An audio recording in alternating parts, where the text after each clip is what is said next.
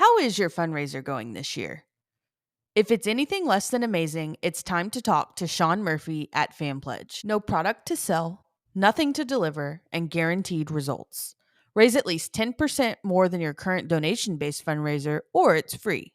Fun, fast, proven. Call Shawn at 903-948-7348. FanPledge. The champions are already on board. Are you? Band Yap is proudly sponsored by Troubadour Consultants.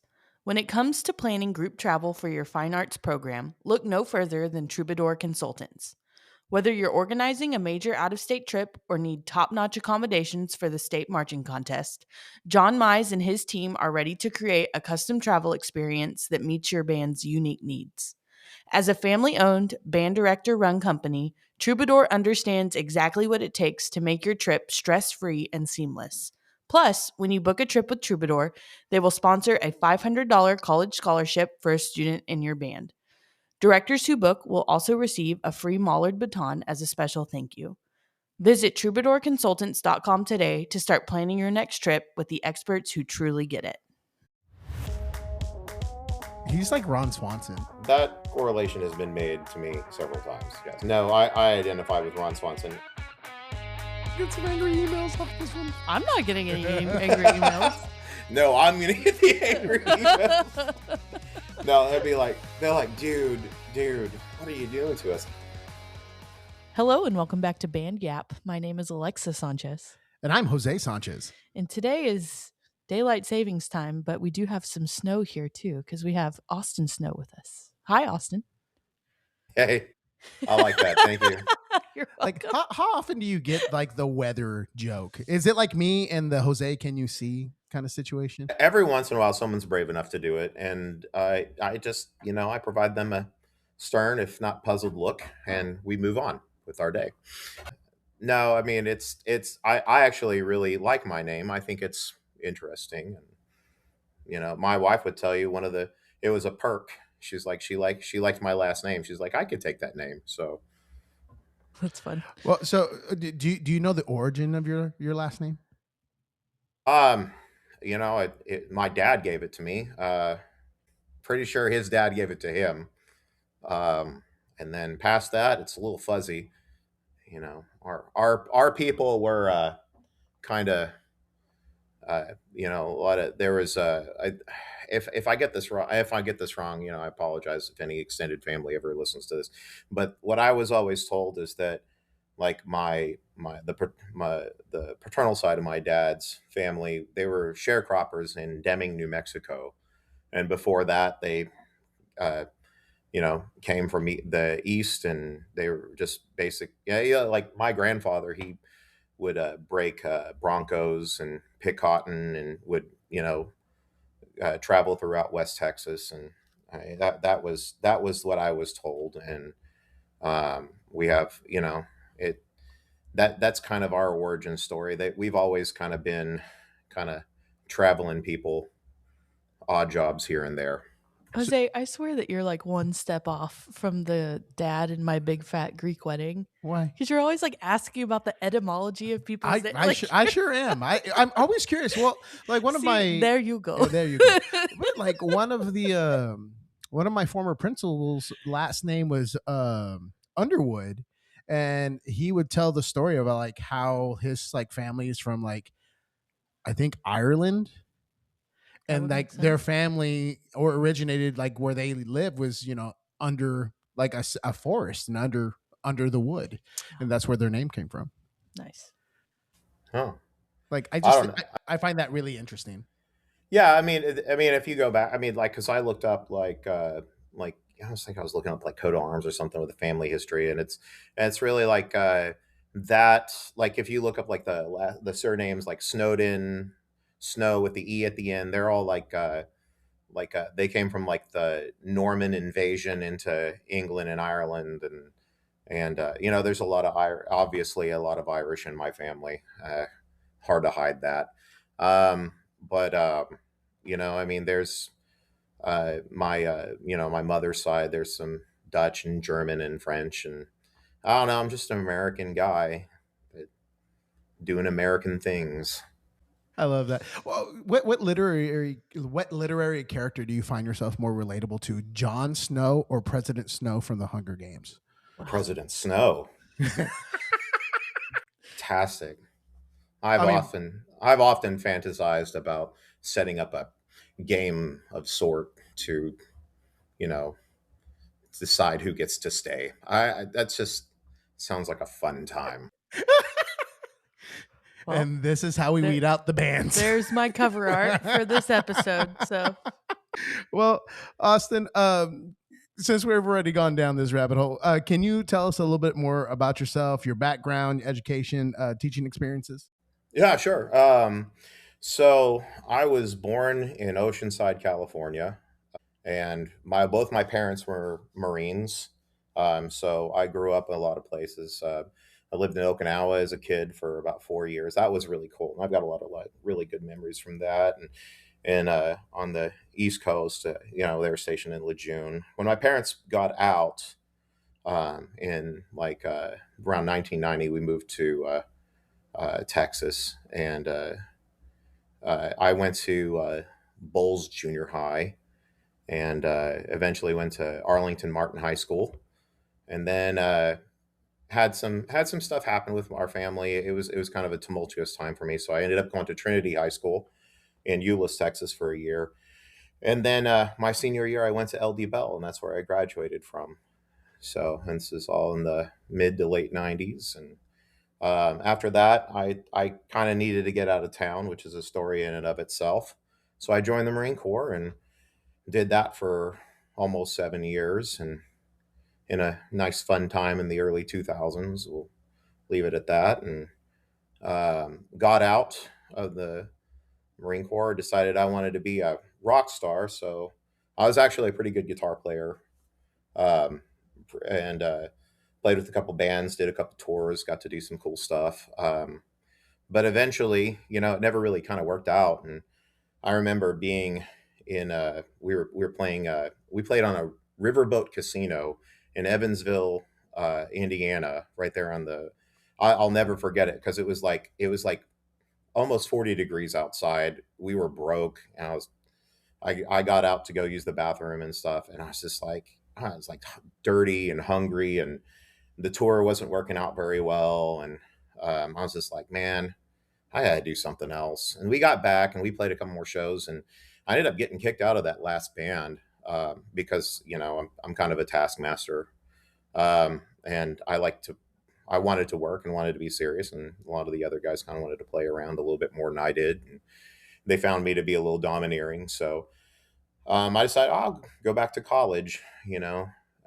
My now wife, we were together at the time. It was time to start doing serious things, so I started going to TJC in Hurst, Texas, and I initially wanted to get a degree in acoustics and work in like sound stages. And it turns out I'm not very good at math, and it just that wasn't going anywhere. But I started playing in the jazz band up there, and I played oboe in high school. By the way, I think I left that out, probably for good reason. You Uh, don't strike me as an oboe player. yeah, no, a lot of people say that. But yeah, I play oboe pretty decently. But I wanted to learn saxophone, so I started playing saxophone, and one thing led to another. Initially, he started. I picked it up real quick, um, and he's like, "Hey, do you want to start running my sectionals for the big band there?" And TCC, the system actually has quite a few really really good big bands, with just retirees and people who live in the area just go and jam. So I would run the saxophone sectionals, and Phil Baugh up there pulled me in his office and said, "It's time for you to go to a big boy school." And so he set up some auditions, and I ended up going to Texas Wesleyan because they would take me, and my auditions at some of the other schools didn't go very well.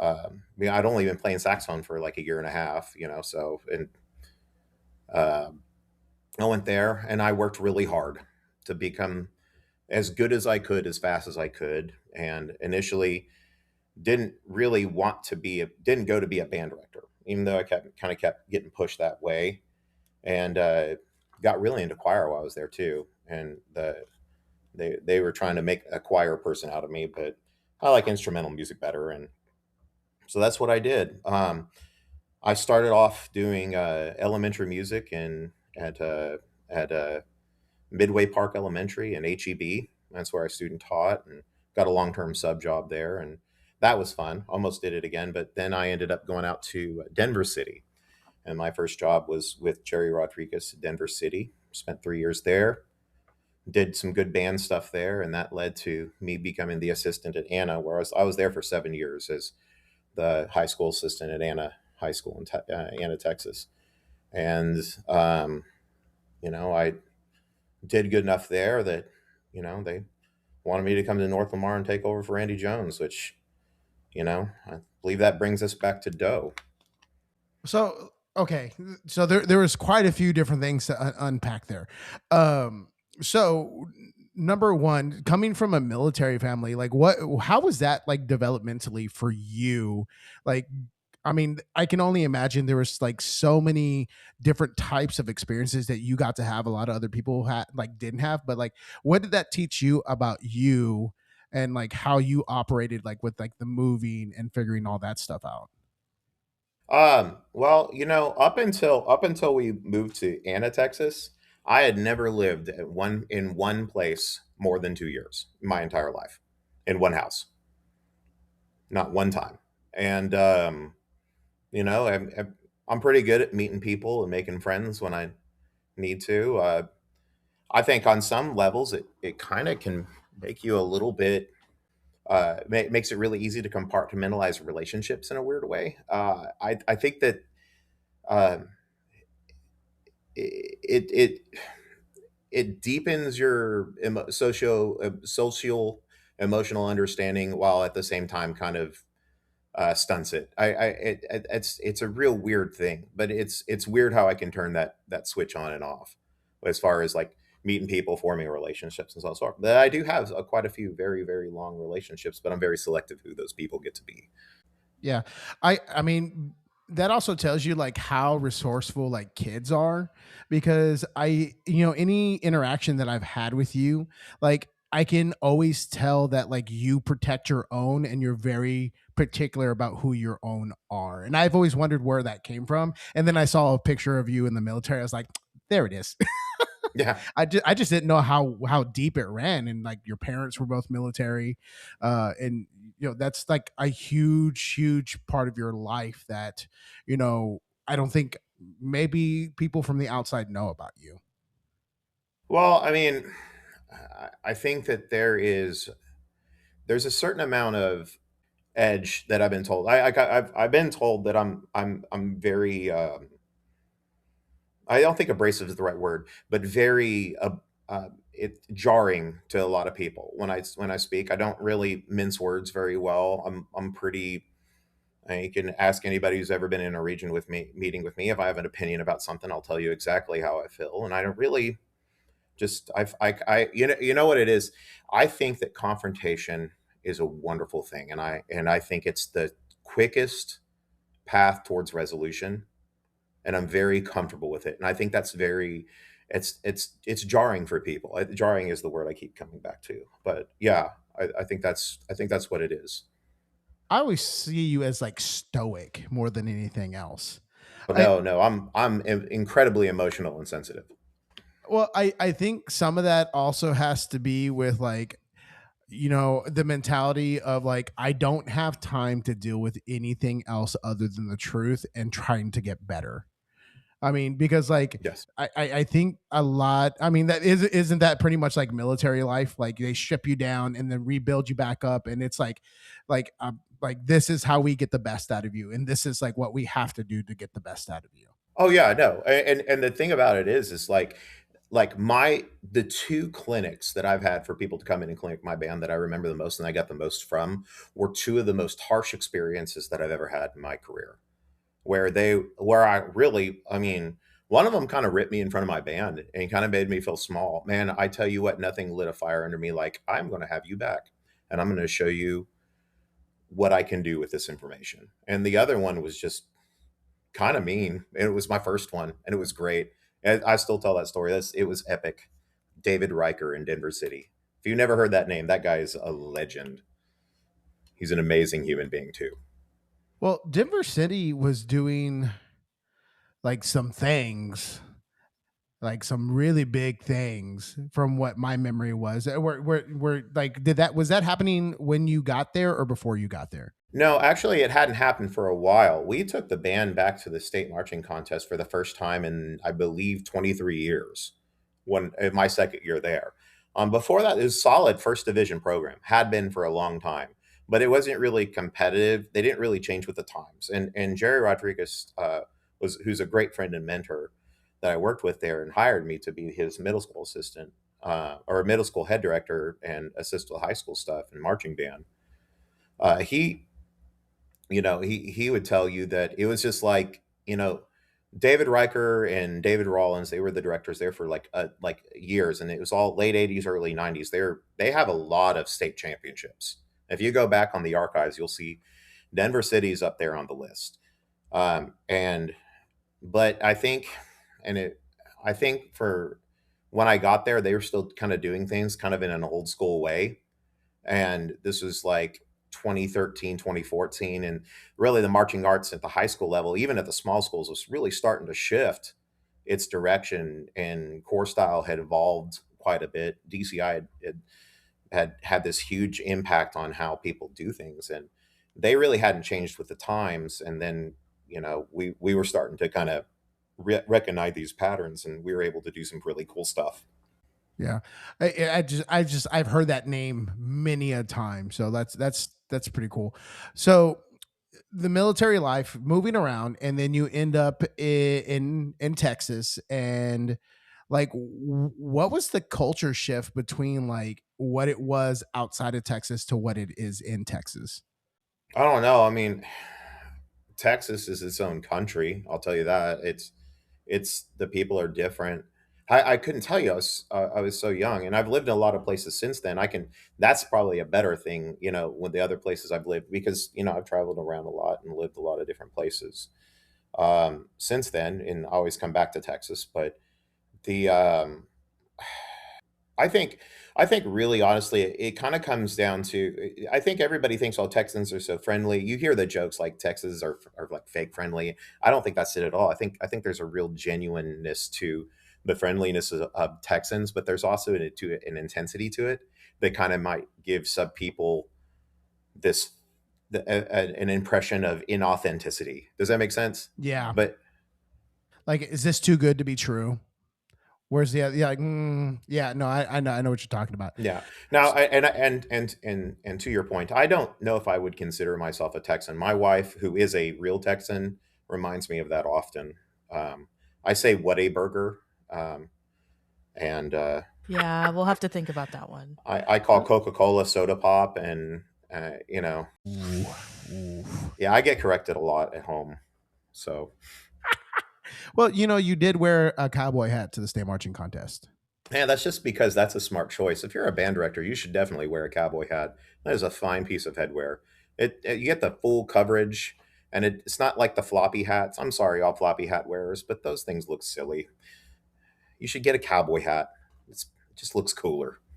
Hey, I think you should get a cowboy hat. I think you should, I Jose. should put you in a Stetson. Yeah, but you put me in a cowboy hat. I look like I need to be in a Tejano band. Yeah, you All look right. like yeah. There's nothing wrong with that. I like Tejano bands, man. That'd be dope. So, I'm trying to work for you, Alexa. I really am. I have a pair He of has boots. a pair of boots. I have a pair of boots today. We just don't have a hat. Yeah, that's the next step. So you come to Texas. You're at Bowles Junior High, and then you go to Arlington Martin High School. Yeah. Who was the director there at that point? I had Joel Dulcus and Oh. David Kirkley. Wow. Okay. All right. No, Oh, no, I sat in some hitters bands, man. man. David Kirkley and man. Yeah. Then I had Tommy Nugent and then Joe Gunn at Trinity. And if you never heard of Tom Nugent, man, that guy was the dude back in the day. He moved up to Paris and helped Randy Jones with North Lamar Band get it off the ground after he had moved away after he retired from Trinity, which is a weird full circle moment. And then I had Joe Grzybowski, and I had the Pollard. I had both Pollard brothers one at Trinity, and I was in front ensemble for John Pollard, the voice of the state marching contest at LB Bell. I had Brian Youngblood for my percussion camp before he left to go to TCU. Okay, stop. All right, man. All right, we get it. We get it.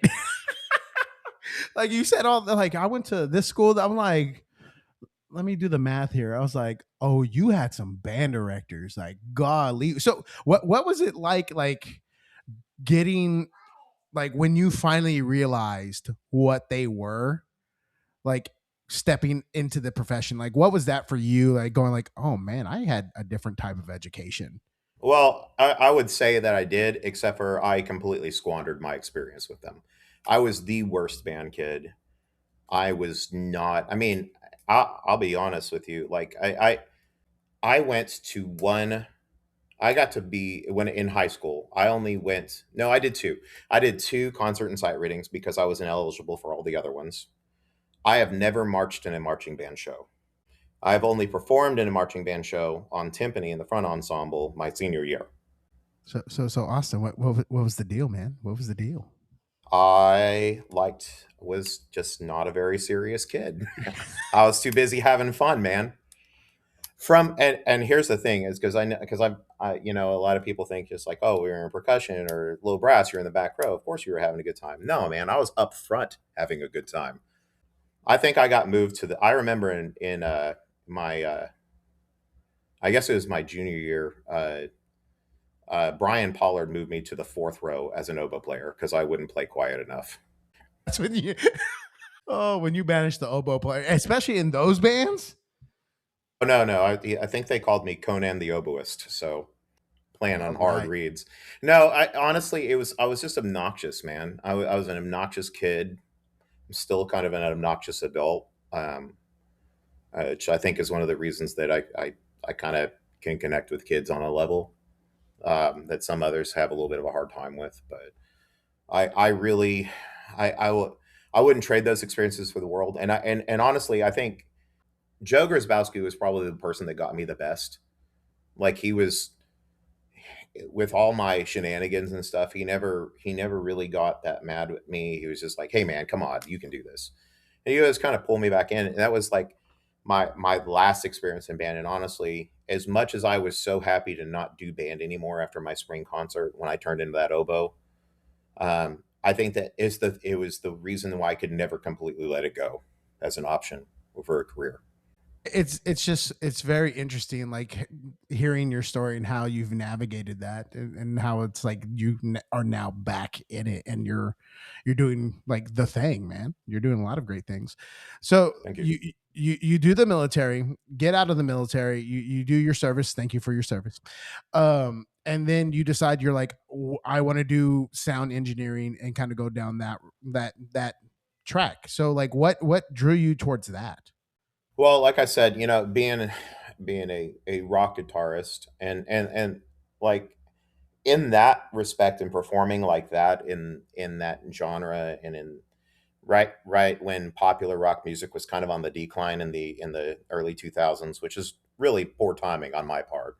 Um, but I really enjoyed that part of performance, but I also really got into the gear, believe it or not. Like I would like mod my guitar pedals and I would change out speakers in my cabinets, trying to go for tone and I got really into you know like all that side of things and actually getting to go record a couple albums and stuff and being in the recording studio in that kind of setting. I was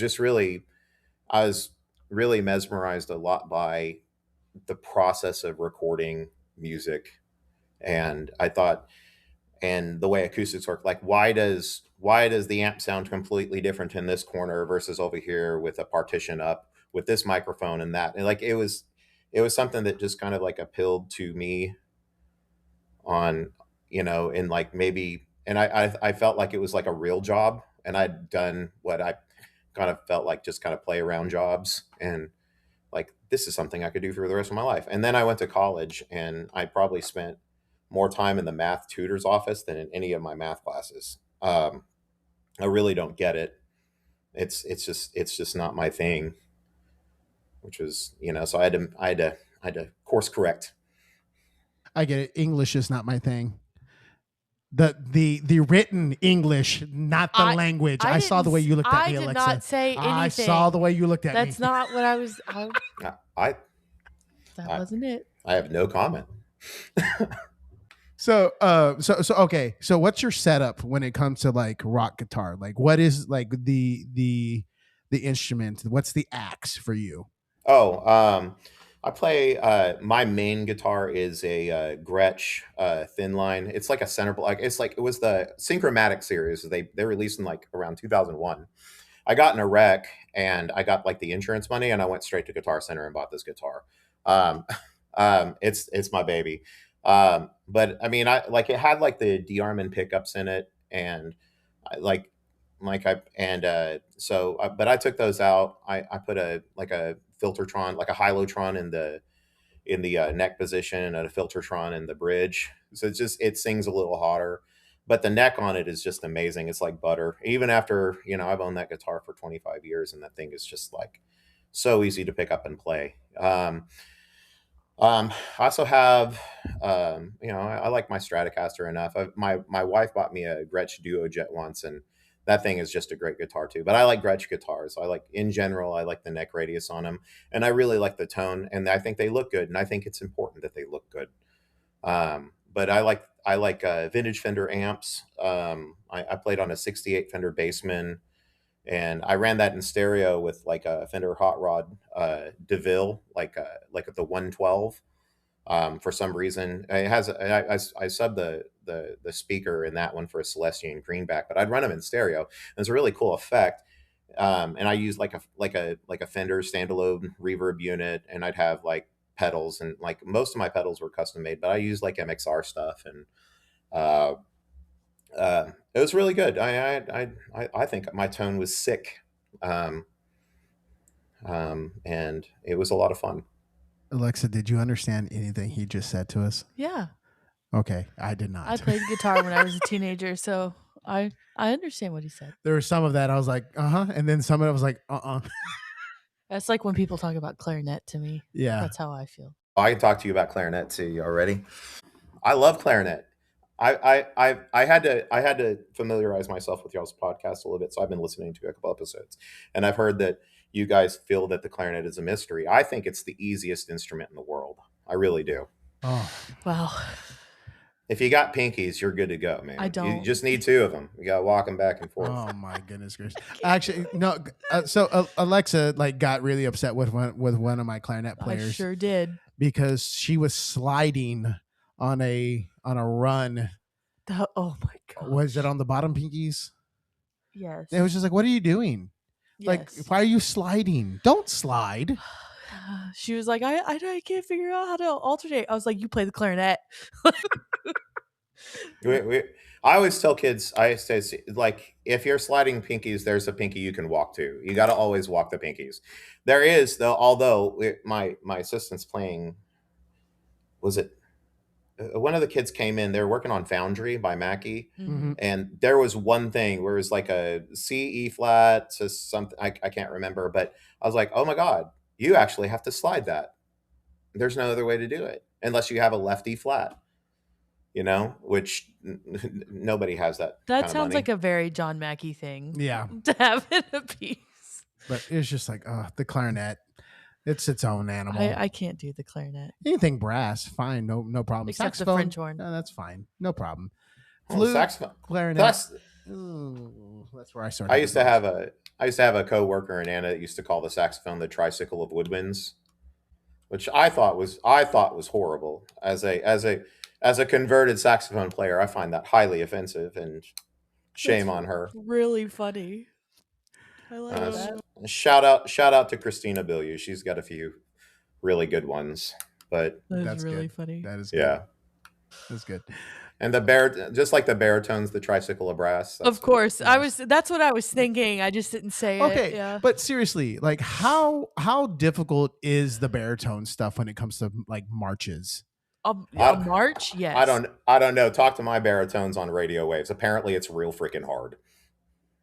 Like there is just like, you kind of get that stereotypical baritone kid. You're like, oh, they play baritone, and then like you throw the march at them, I and they're think like, what no. are we doing? I for real though, because I think that that's like one of the hardest things about playing baritone is you go from playing this like grade 2, grade 3 music where it's just like you're like a low brass player, and then you like get to the trio of a march and you play clarinet now. Like Yeah. what is Well, it's no, crazy. that's I was talking to somebody about that and baritone and bassoon are like you have got if you don't put the right kids on those instruments, they will not succeed. Like and once they get out of middle school, because the jump in literature from grade 2 to even grade some of the grade 3 stuff and almost all the grade 4 and above is so different. Like we tend to ease all the other instruments into that lit, like, but baritone and bassoon, man, it just seems like, like, hey, you've gotten really good at playing whole notes. This is called a 30-second note,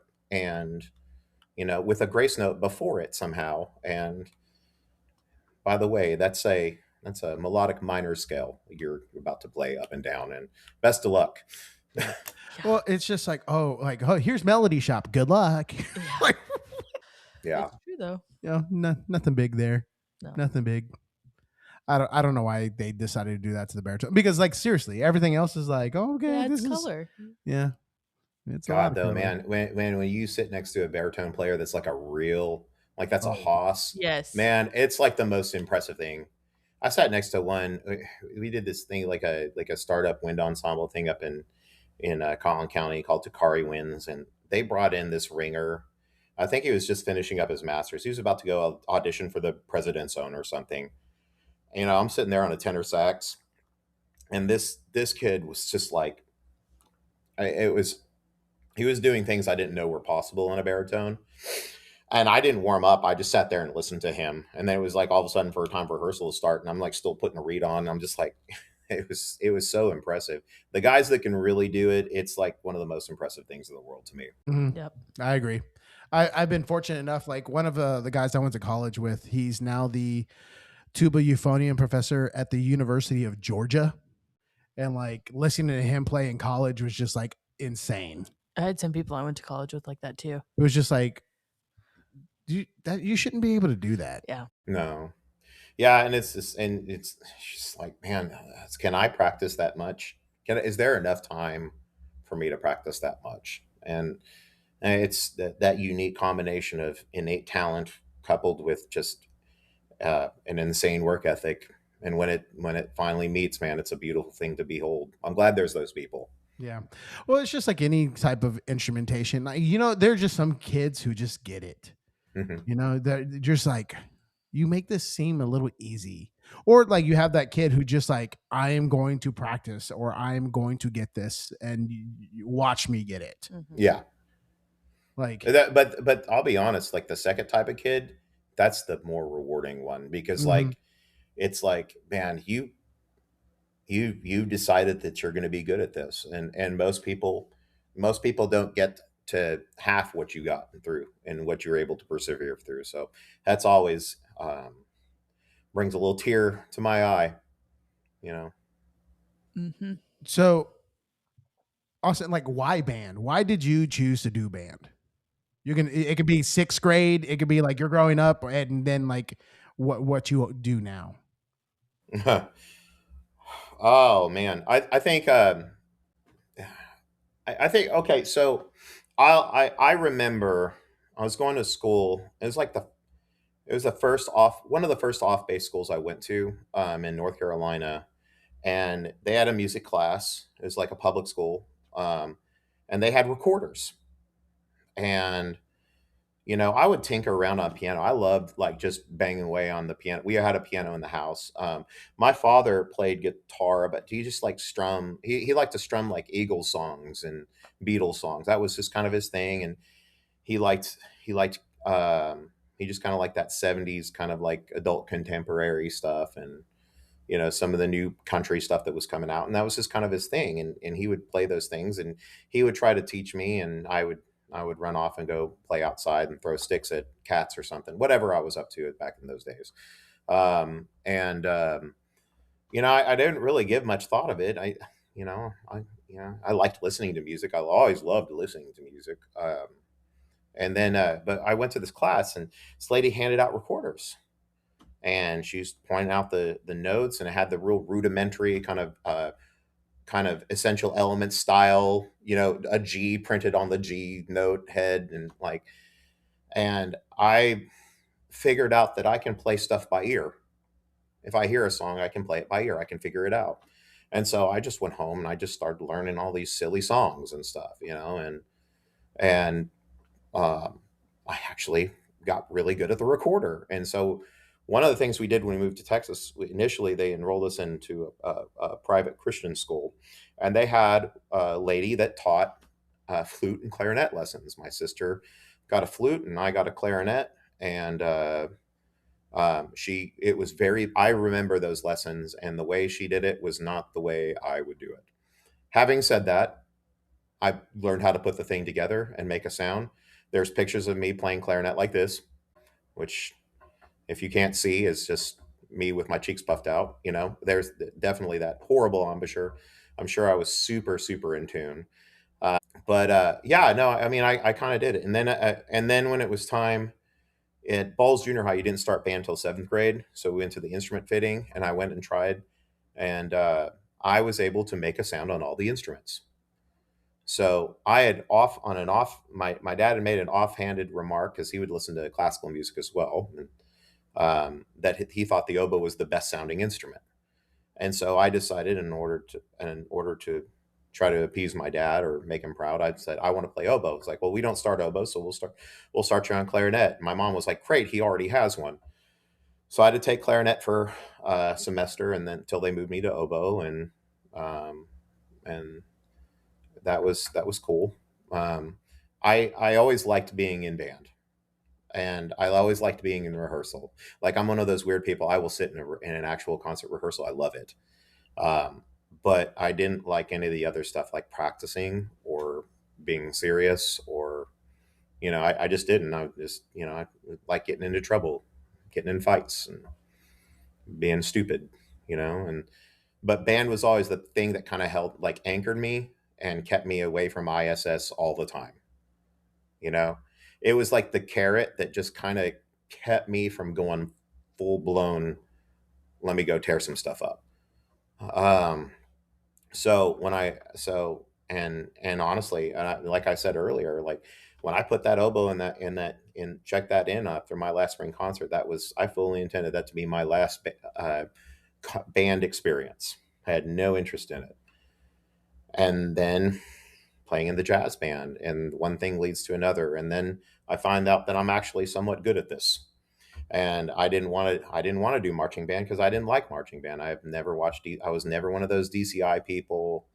I you know um I kind of thought it was a silly activity, and then I go have to teach it in Denver City, and turns out I get to yell at people. I like that. So, you know, I, sometimes your talents find you, and I mean, honestly, really, when it comes down to it, I love music more than just about anything, not my wife, kids, and Jesus Christ, like, I just, or my country, I it and I get to do it every day, and I get to do it in a way that matters and makes the world a little bit of a better place. And my kids eat, and we got a roof over our heads, and I'm incredibly grateful to get to do it. So here's a good question. You as a band director, how do you think you would have treated your younger self? Well, I've had a few of them. Um, I, I'm paying for all my sins, Jose. I mean, I have a few of them. I always try to tell them, I'm pretty transparent with my students.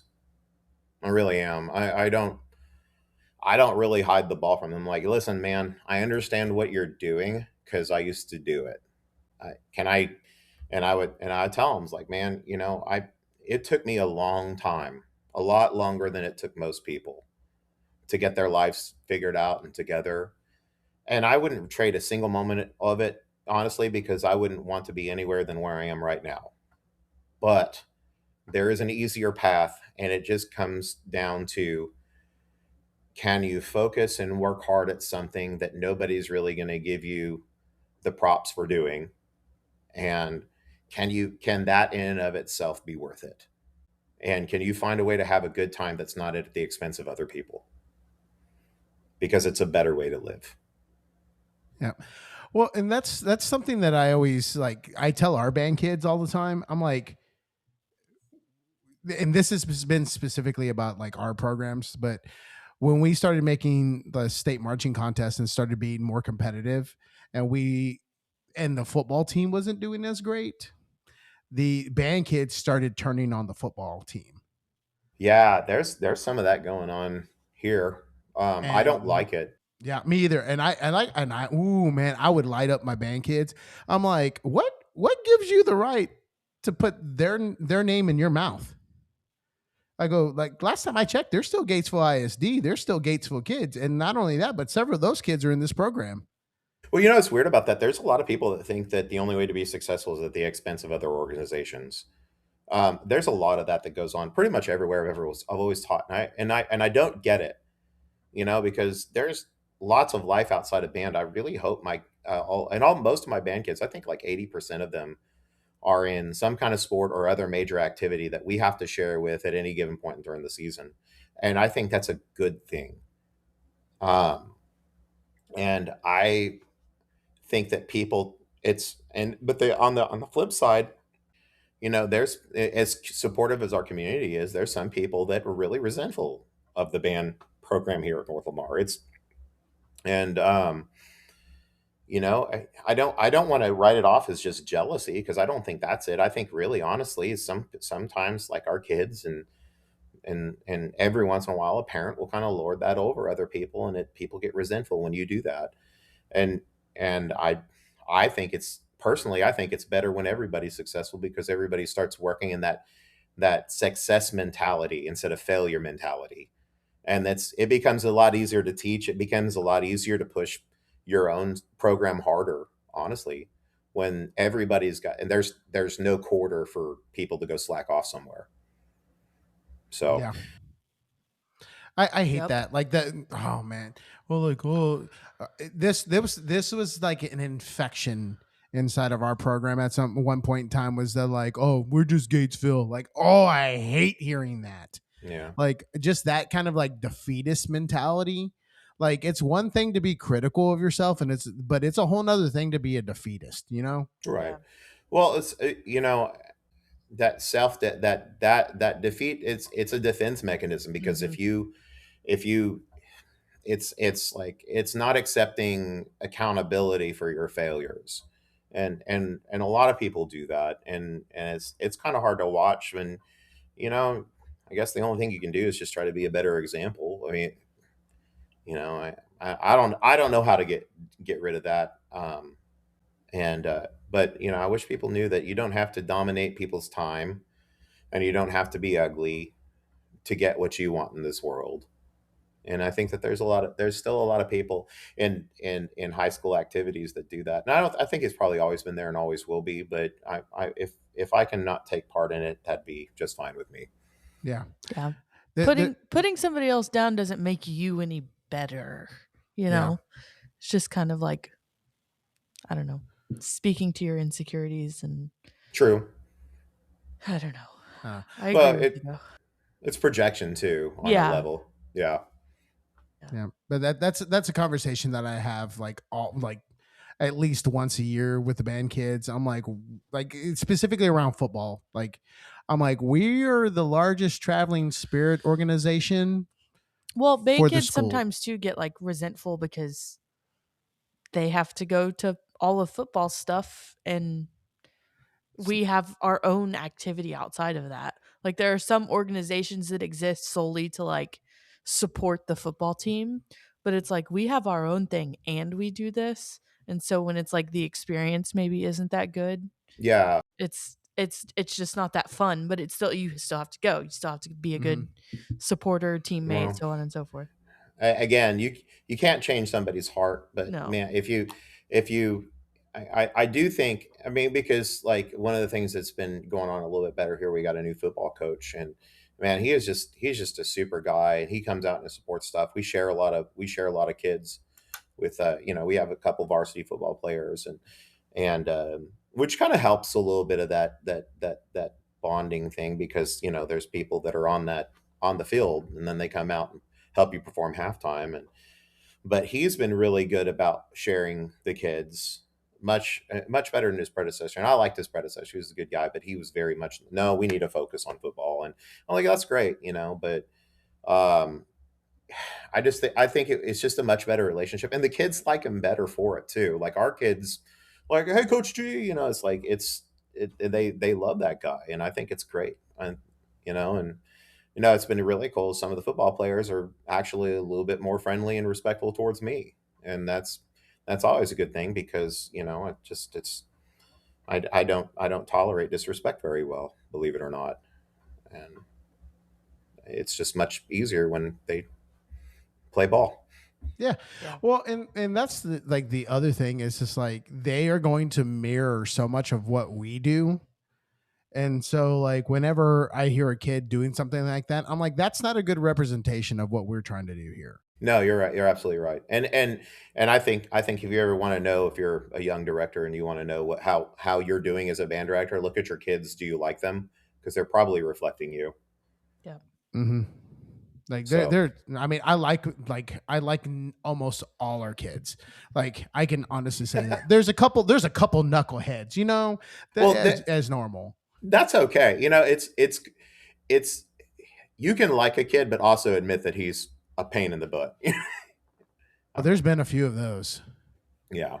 But when they're seniors after the spring concert, I'm kind of done with the seniors. So God, I love seniors. I wish they wouldn't check out early. I really would. I wish they would understand that it's not that you're almost done. It's that you're almost done and you'll never get to come back. Yep. Like, I mean, it's such a finite period of your life, and if you don't enjoy and soak up every moment of it, you will have some sort of regret. yeah, I totally agree. I would never go back and do high school again, but also I would go back and do high school again to a certain degree. If I knew what I knew now, I would do it again. But just like, time travel and just like spend like a couple weeks and enjoy it, and just and then like go away and not have to deal with all the hormones and Yeah, awkwardness, and yeah. yeah, that pimple that shows up on the wrong day. Yeah, Yeah. yeah. I don't think I would do it again. Sorry. There were No, some I good parts. There were some good Well, parts. oh no, I had a blast in high school, as testament to my constant being in trouble. I had a very good time. But So like you primarily went to large schools like when you like were in high school and then went off to college, did the thing, and then you got your first job at Denver City. Like how big of a school was Denver City? it was like when I got there, it was like one of the larger 3As in West Texas. Matter of fact, they bumped up to 4A very briefly after I left, and then they came back down to 3A.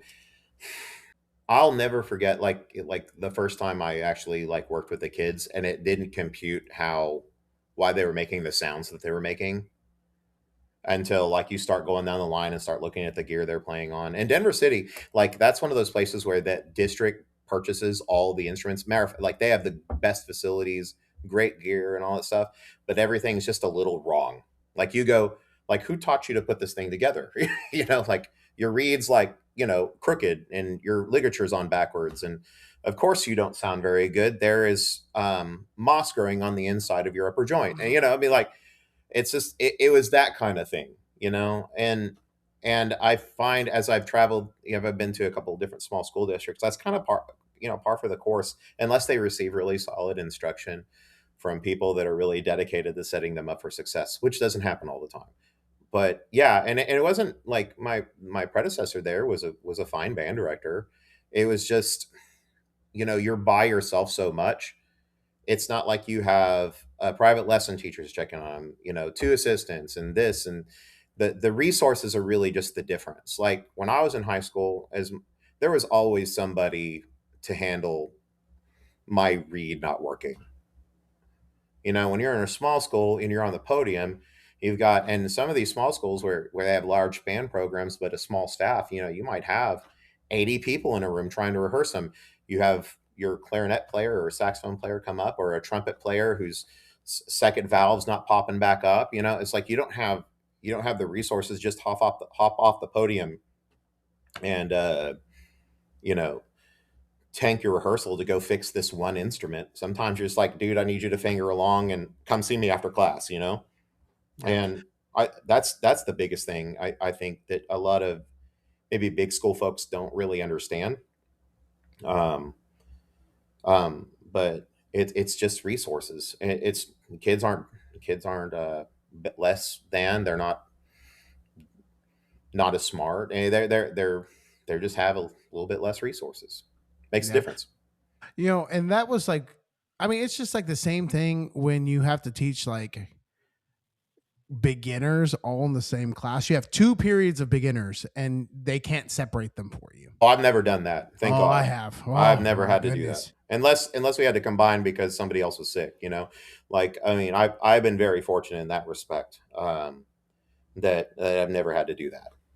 Yeah. So like, of course, the information that the kid is receiving is not at the same level as other people, just because like I'm teaching flute at the same time as I'm teaching clarinet, as I'm teaching my brass instruments, Oh, and you my have to be percussionist in the back. Oh my goodness.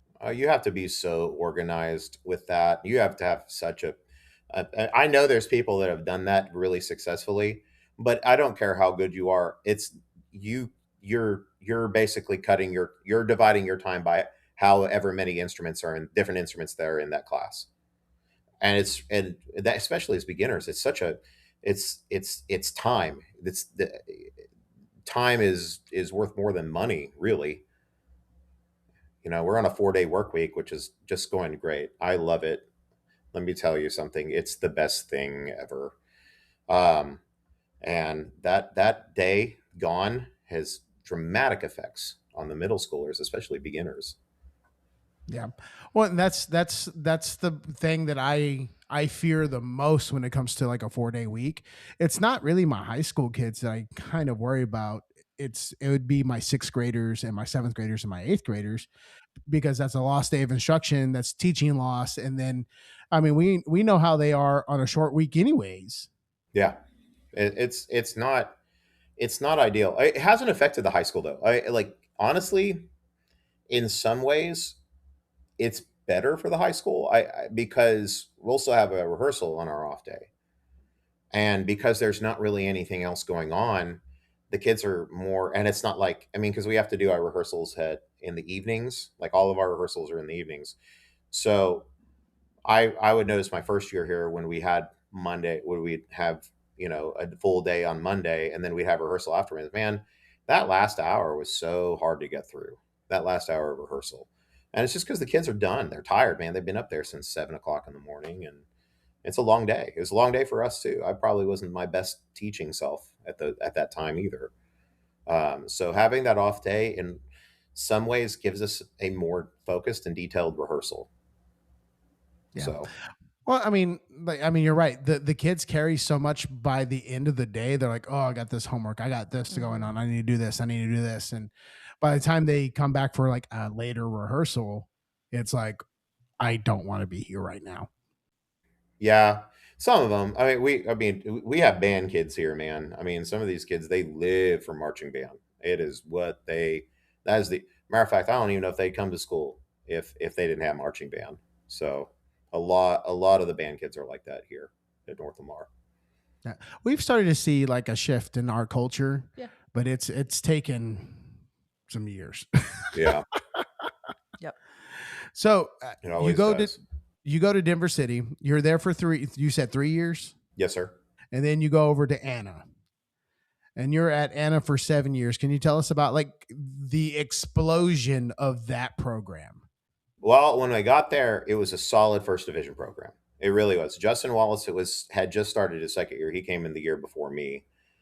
Which, by the way, Justin Wallace is probably one of the most underrated cats out there. If you ever a chance to get him for a clinician, he will do the kids. He will do it right. It is. I mean, I still have him come help us up here. He's an amazing person, and probably one of the biggest influences on me becoming a much better concert band director. He was able to teach me a lot and worked with me a lot, but it was just, I mean, it was very like it was so undisciplined, and the kids were so mediocre. It was an entire culture built on pride in how mediocre could they were the most mediocre people that have ever mediocred. And it was just so blah. It was hard. And we've talked about this a number of times. It's like, man, like how do we get them to that they do just enough to not be bad. And but like and they would just they would do stupid things that were not funny or not cool, but also destructive. It was like somebody put a plate of human waste and put it up in the, the ceiling tiles. You can push it up, Uh-huh. and yeah, and we couldn't figure out what the smell was coming from for 2 years until finally somebody fessed up that somebody had done that in the instrument storage room. And it was silly things like that. They would do silly things like that, and you know, Justin will tell you he hired me to be a good assistant, help him with the admin stuff. But what it really turned into was me coming in and fixing the discipline. And that was that's kind of my that's probably my, if I have a superpower, it's that, like, I can get kids in line very quickly without running them off. So we fixed the discipline. We established a number of procedures and policies that promoted better band, and that was really what kind of, that coupled with Justin's knowledge was really what kind of made that thing start to tick and start to just climb and get better and better every single year. So Yeah, that because I remember watching that happen. I was just like, "Golly, that happened fast." yeah, it was it that I mean, don't get me wrong, the band was good. Like, it was solid first division area finalist, but like not really competitive, especially in Area B. Back when Area B was Area Beast, I mean, that was like in the Argyle, Canton, Wills Point, Melissa heyday, and it was just like, man, if you were not cracking that top four, you were just not going to, and it was very difficult, and and like, I remember my first area contest with them, and we had a kind of a cute show. It it was done well, but it just didn't pop like some of those top bands. It wasn't The music wasn't difficult as what they were doing, but we were also as not as clean as they were either. Hmm. And I mean, that was like when, like, Argyle was like what Salina had become these last couple of years. It is so pristine, so clear, so transparent, marched so crisply, and it was like undeniable. And watching that from the outside for that first area bout into 2016 was kind of lit a fire under us, and it's like, we're gonna make this happen in 2 years, and we did. But it just got better from there. Yeah. So like you've been some different places. So I'm gonna swing back on that.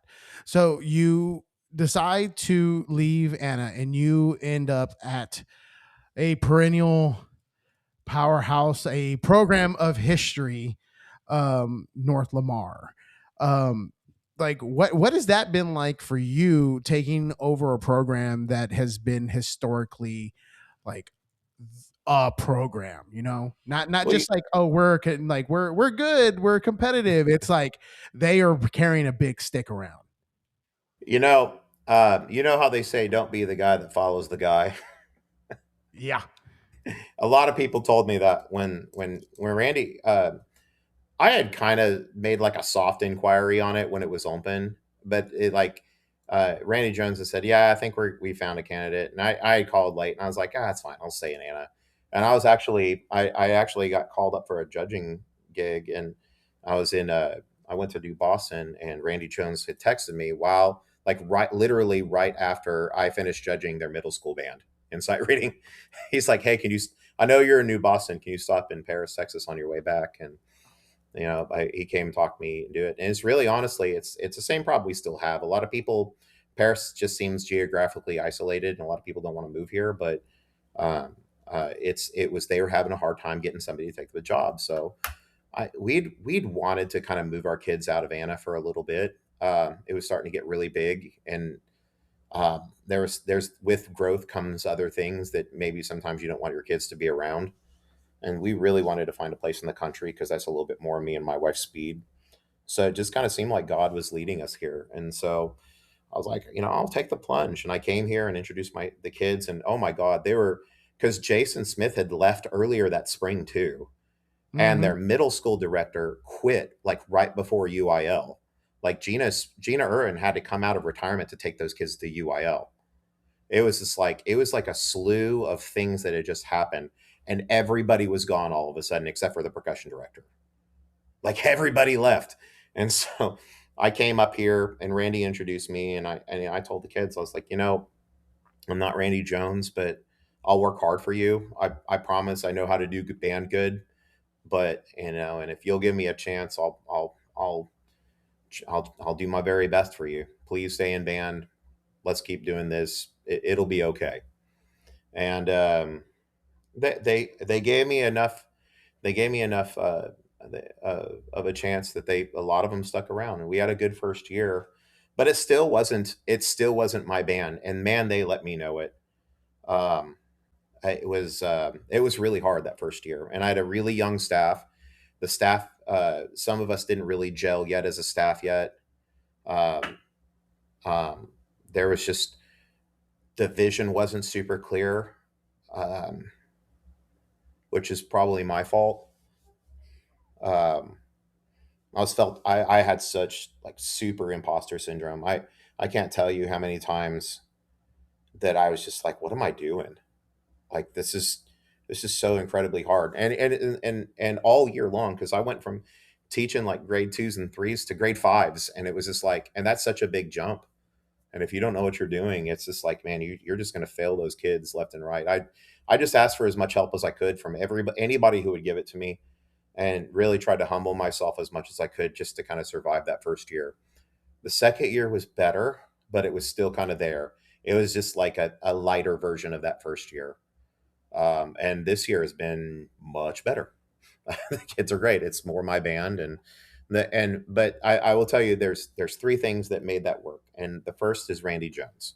Randy Jones has believed in me and has been there and has been such a big support system for me. I can always text him, he'll call me right back, and I can talk through everything. Like, I don't know how to handle this principal, or I don't know how to handle this teacher, or I don't understand what the school board wants from me, or how to, I don't know what I'm doing on the podium. Can you look at my conducting?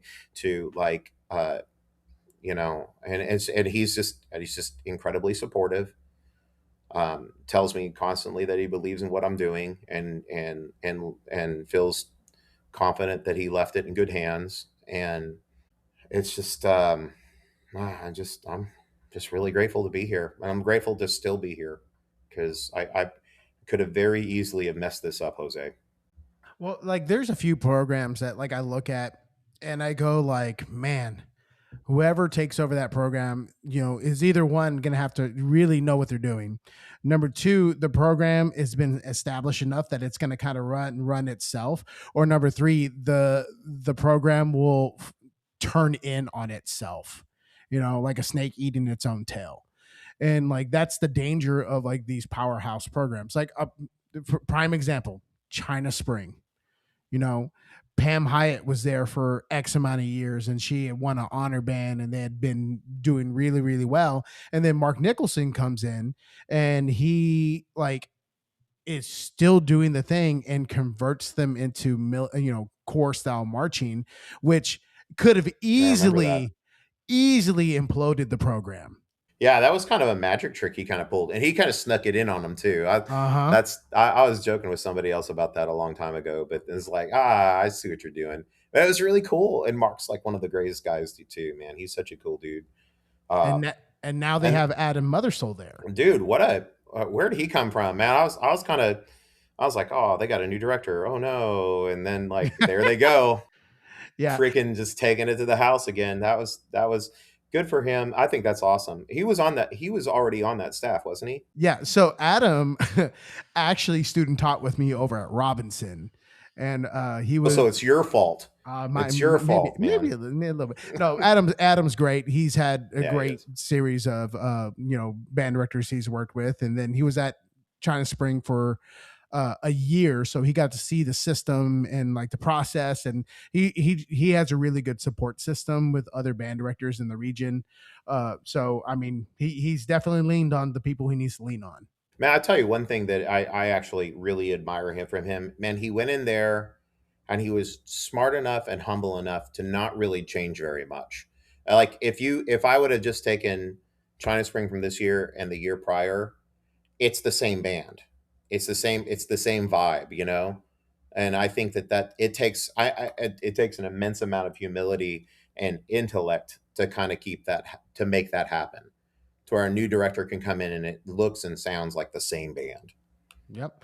Well, and that's also like something that some people just want to change everything as soon as they possibly can. It's like, hey guys, if it ain't broke, let's not try to fix it. Like, but that's also the state of education that we're in. Is like, how many times have we been in a staff meeting and they're trying to reinvent the wheel for the like umpteenth time? You're like, guys, we've done this before. This isn't gonna work. Oh, but that's totally me. As you say that, I'm like, yeah, that's me though. I try to change stuff. I've changed quite a bit. The North Lamar band is, as I've been told right away, looked like a different band. And I don't necessarily think all for the negative. I don't think Drandy would say all for the negative either. There's some things that needed to change. But I'm not one of those that I do not like to stay doing the same things just because it's what we've been doing. It's that's something that just drives me up the wall. If there's a better way to do it, let's do it. I don't care who came up with the idea. If it's the coolest thing, let's do that. Yeah. Oh, and like there's a balance. Don't get me wrong. Don't get me wrong. There is a balance within them, but like once it's the same thing I tell the kids. They're like, oh, this is a tradition. Okay, like why is it a tradition? Well, we've always done it. Is it what like what? Explain to me why. What's Well, the it's just purpose, something we do. man? Yeah, yeah, and that's the thing. It's We've just done it twice. we've done it twice. It's a tradition. Like Hey, if you can sell this to me, we'll keep it. I've said that to kids. If you can give me a real good reason how this makes us better, well, yeah, sure, let's keep doing it. Why yeah, not? but that's always the thing is like how does this make us better, and I think that's kind of the big thing is like, okay, change things, that's great, but is it going to make it better or is it going to make it worse? And sometimes there's just some growing pains that go through that. It might take a step back before it actually like moves forward. Right. Well, and I mean, there's things in the band world. I like again, like I said earlier, you know, I get confrontational about certain things. Like, why are we doing this? This doesn't make sense to me. Somebody saw, it. And then sometimes people make a good case, and sometimes people don't. Like one of the things that, like, I know this is I've like actually offended teammates from this too because a lot of people do this. So let me go ahead and qualify this with you do you, boo boo. Whatever you want, however you want to run your band is fine with me. That's your program. But the one thing that every just seems like every band director does that just drives me up the wall is hey band. I hate hey band. Hey what? If a kid walked into my office and I said, hey Brian, come here, and he's like, hey what? I would rip his soul through his face hole. I hate it. It's just it's and other people like I'll have other directors come up and they'll be like they'll come into my band hall or something, they'll be hey band, y'all know that, and kids will look at each other like we're not supposed to say that. And so like and it's just and for me it's just like it's one of those things like hey what to me is such a um it's there's a familiarity and a disrespect that comes along with that phrase with that tone that I don't think is serving the kids towards a better, more professional way of communicating. Does that make sense? Yeah, no, I get it. I And get it. so, I can get behind that one. We do it because like that's just kind of what once again what they've been doing for years and years and years and years. But I totally understand where you're. never underestimate my ability to overthink anything. I will find nuance where there is none. And it's a flaw for sure, but it's just one of those things. Like, it's like, I don't want to do this anymore, let's do something else. So what we do is eyeballs, and the kids say pop, and they freeze whatever they're doing, God so help them, and look at me. They will pop their eyeballs directly in my direction, or drum major, or the staff member that's done it. Yeah. So Well, like one of That the makes a lot of yeah, sense. I mean, we do eyes on me and they say Yeah, eyes and eyes. they turn around. hey, there are a multitude of ways to skin a cat, my friend. Yeah. What's one of the ones that I had to explain because we have, female drum majors and we call them to attention and we go band, sir. And like one time they were like, ma'am. I go, no, we never say ma'am. It's always sir, even if it's a girl drum major. It's a little sexist, don't you think? But they can get over it. You're talking to a Marine, so I'm just joking. Goodness, it's 2026, I'd say y'all. it's Come on. International Women's Day. Is Is it? How it dare International you? Women's Day? Yeah. No, but for real, is this an International Women's Day? Yeah. Oh shoot. Well, congratulations, women out there. Y'all are amazing people, much better than us men, and y'all should probably run all the things. I think this podcast is over. We just got canceled, guys. Well, no, I'm the one that clicks the button. So I'm sorry. No, I don't. I mean, I think that's awesome, and I think like, but no, I mean, I'm a little tongue in cheek there. I mean, I understand. That's one of those things where the utility of the command kind of supersedes the intent. So, I mean, I totally get it. But how do I say that phrase to a teenager without them turning their head slightly like a cocker spaniel, you know? Yeah. Well, then I just go, well, that's what we've always done. yeah, throw it back on them. It's a tradition. We've done it twice. Ah, that's the best. Yeah. It's just That's like, good. we. There's a lot of like growth moments that we discover, like solo and ensemble. When a kid goes to solo and ensemble, they tank. We have mirrors in the band hall, and I go, if you this weekend have any qualms with the way you perform this weekend, don't blame a judge, don't blame me. There's a set of mirrors over there. You can stand in front of it, and then that's the person you should talk to first. Start there. You know, some of us thrive with a lack of accountability, though, man. You know, Oh, they sure do. yeah. Oh, I forgot. Maybe forget. Forgot Well, what? just the things. Ah, They well, forget. failure's such a useful tool, though, isn't it? I mean, It is. it really is. It's that's the magic sauce right there. I love it. Is it only a tool when you learn something from it? Is it just Uh, insanity otherwise? from personal experience, I would have to say sure. No hard commit, just a sure. Yeah, why not? Fair enough.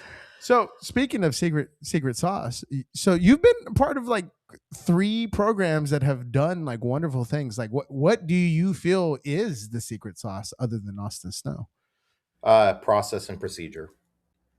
Great fundamental playing, conceptual learning, highly detailed processes, and highly detailed procedures implemented consistently and with grace and humility. One of the things that we've picked up from people is the term insistent and consistent. Like you have to insist upon it and be consistent with that and like that mindset, and that's how you finally like get the things start to moving in the right direction.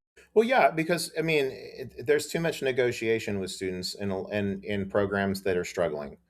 You know, you've got to have your non-negotiables, and they've got to be realistic. You've got to be able to explain it in words that they understand and can get behind, especially if it's not coming from them. There's a lot of times that especially leadership groups, will come up with their own processes and procedures and rules and standards, and you're just like, yeah, that's great. Y'all should totally do that. And then but there's a lot of times where you kind of have to, be a teacher and teach them these things, and because they're not getting it at home or wherever in their other classes or activities.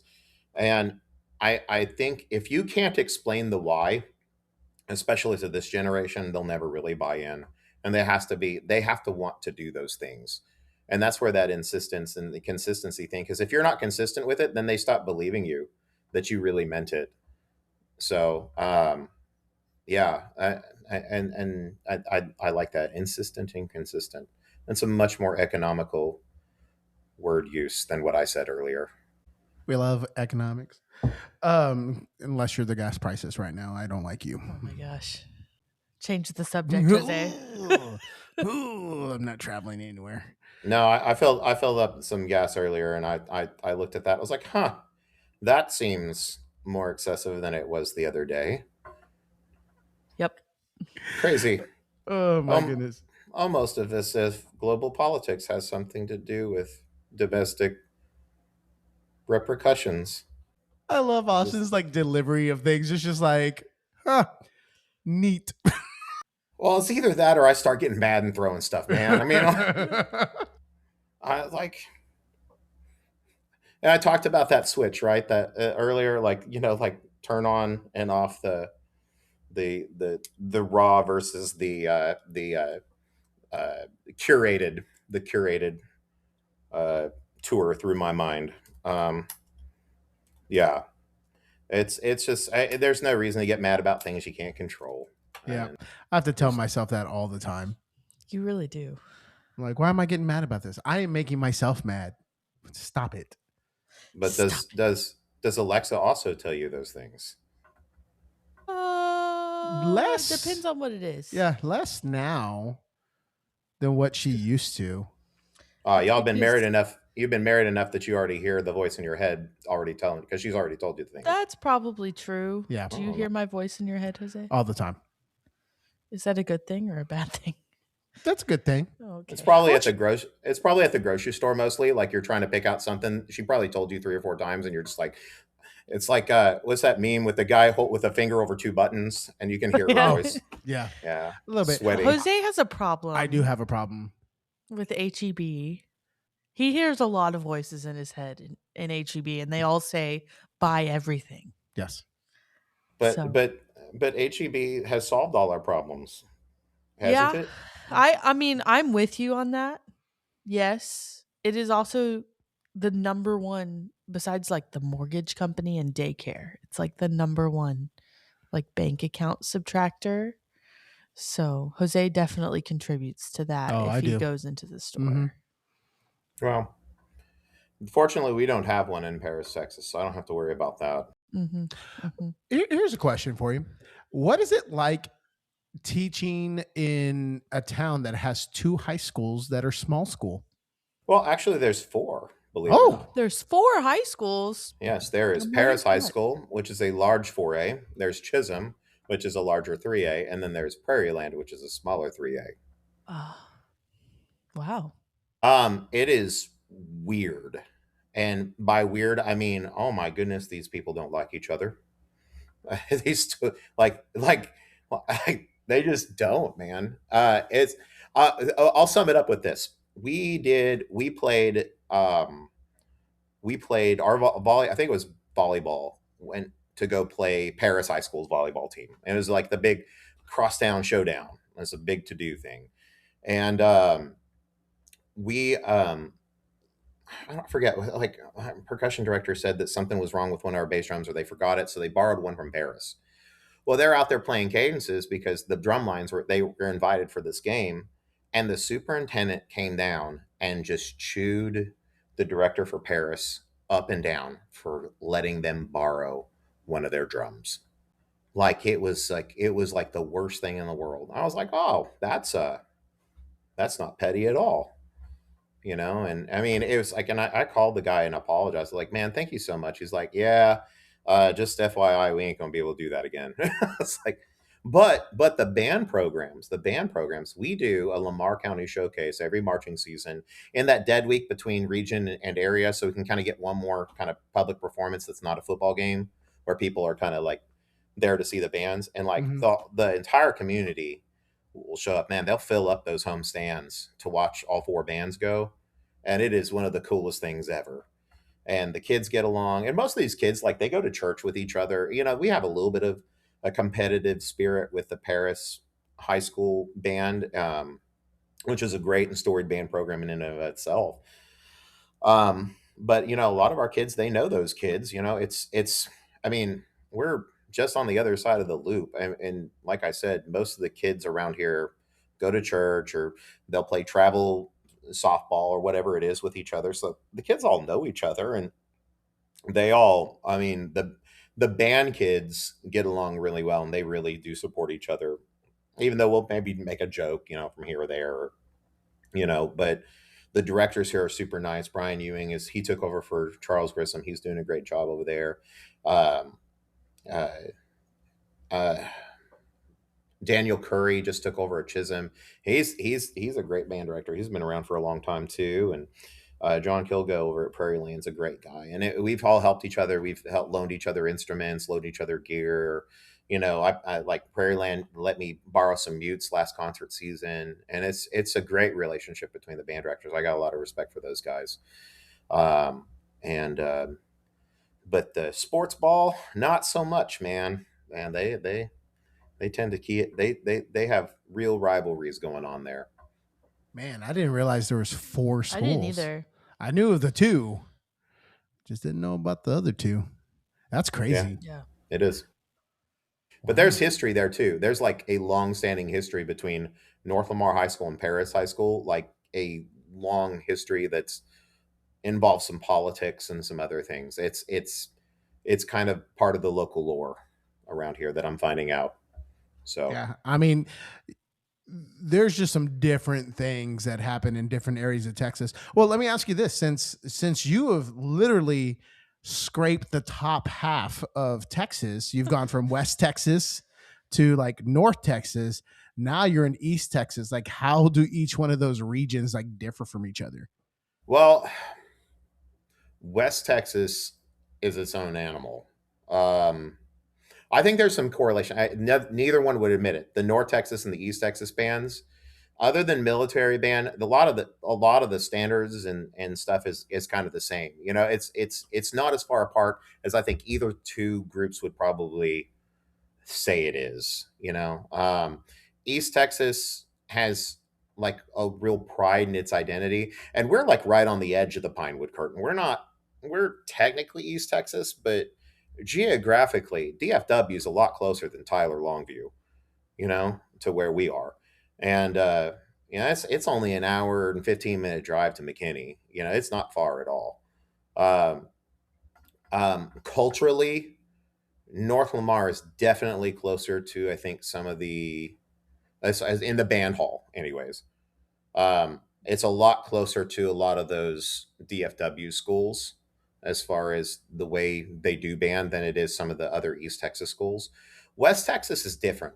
West Texas is it's more like we're going to scrape together the best we possibly can, and we're gonna.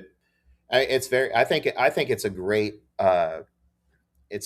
mirror for how those people form those communities out there in West Texas. There's nothing there. You have to build and scrap for everything. The band programs, I think, out there kind of play like that, and there's a really cool thing. And culturally, it's very like that. I would probably say the West Texas band directors are a little less competitive with each other than some of the East Texas band directors. Like there's a little bit more of a competitive edge that exists with the East Texas guys, and I think it's a good thing too, because I think competition is fantastic as long as you got a healthy relationship with it, which most of these cats do. They're great guys. Yeah. Well, I think with the East Texas folks is that you see each other a little bit more often and with ease versus the West Texas folks who have to drive 6 hours to a football game. No, that's true. I really enjoyed some of those 8-hour trips down to Alpine from Denver City. Oof. Oh yeah. Now you want to talk? Those are some long days. Yeah, the East Texas guys. I like I said, I did some started to listen to your podcast kind of recently, and and I've heard some of the guys that you talked to there from East Texas, and you'll ask about like the stump burning and stuff. Like I have no idea what it is. I'm not. I don't know if I'm part of that club yet, and they're all super nice and respectful to me. But I'm not. I'm not one of them. And so there's some of that East Texas stuff that I don't get. Like I don't get military marching at all. I kind of look at it and like, okay, that's cool. I have a deep appreciation for the precision of it, but how they do it, I don't know. I'm still learning this core style stuff, man. I've barely done any of that. So it's just a different thing. Like the when they wear their military band uniforms to concert band, like that still kind of like when you go watch the Allstate, you can always see all the military kids, Mm-hmm. and that still kind of trips me out a little bit. I'm just like, where's your concert black, man? You Yeah. know, like, Or when I see a majorette wearing shorts, that weirds me out every single time. dude, it's cool. I mean, like you were talking about the military side of me, like digs it. Like I'm just like, yes. Like if I could get away with putting all the students in uniforms, I think I could fix all the problems with education just in general. Just uniforms everywhere. You know, I think you look good in uniforms. yeah, uniforms are great. Yeah. Always know what to wear. Jose should Yeah. buy some majorette shorts. I would, dude. Is there a that's a great GoFundMe? idea. Is there a GoFundMe Start I can one. contribute right now? Just Venmo me. Is that Sweet. are we going to do a fundraiser and that's the prize? Yeah. Ooh, The we AI could put do a you in some Gatesville and North Lamar like GoFund like a fundraising Competitive challenge. Yes. fundraising. And Who has to wear the majorette shorts? Yes, and whoever has the highest amount. No, because my kids wouldn't donate just specifically to get me in the stinking shorts, man. They would be like, "No, I'm not paying a dime. Not happening." No, it's whoever donates the most. Mr. Snow right? loses. Oh, whoever donates the most. Yeah, Whoever wins. Yeah, whoever wins, whatever band has the most donated is the Like- director that has to put on the shorts. See, then they would have Then to. they would do that too. You don't understand these kids, RJ. You don't understand what's going on over here. It's no. I would do it. Listen, I've never wanted to shy away from a challenge, but I don't know if I want to play. I don't know if I want to play this game. That'd be a great way to fund the marching season, though. I might be able to pay for my next two shows off of that. Yeah. I'm gonna look into this and let you know. I'll get back to you. Oh, this is great. Oh my goodness. So this has been a productive evening. And, I mean, it is International Women's Day, so Yeah, I mean, I just don't think I could pull off them shorts. I Not like think that. you could. Nah, legs too hairy. What does that have to do with anything? Nope. So like, can you make the Wookiee sound when you say that though? Like, yeah. You don't have a Nice. bad Wookiee sound. not bad. Yours is better So than mine. okay, so like you've taught specifically in small school. Like, what has made small school special? I don't know. Honestly, I don't know. It's where I've worked. It's where I've been able to. I don't want to live in a populated area. Honestly, that's it. Really, kind of comes down to that. I like living in the country and being kind of a country adjacent person. But teaching in the small school section, when we first we had our first child when we lived in Denver City, and my wife, I hope she won't forgive me for telling this story, but she had a hard time, being away from the kids, and I'm sure Alexa, that first time you have to be away from your baby, it's tough. And even though like one of my clarinet players, like her mom ran a daycare, and it was literally a block and a half away from the middle school, or because my wife teaches art, and she teaches with me, and she's always taught with me wherever I went. And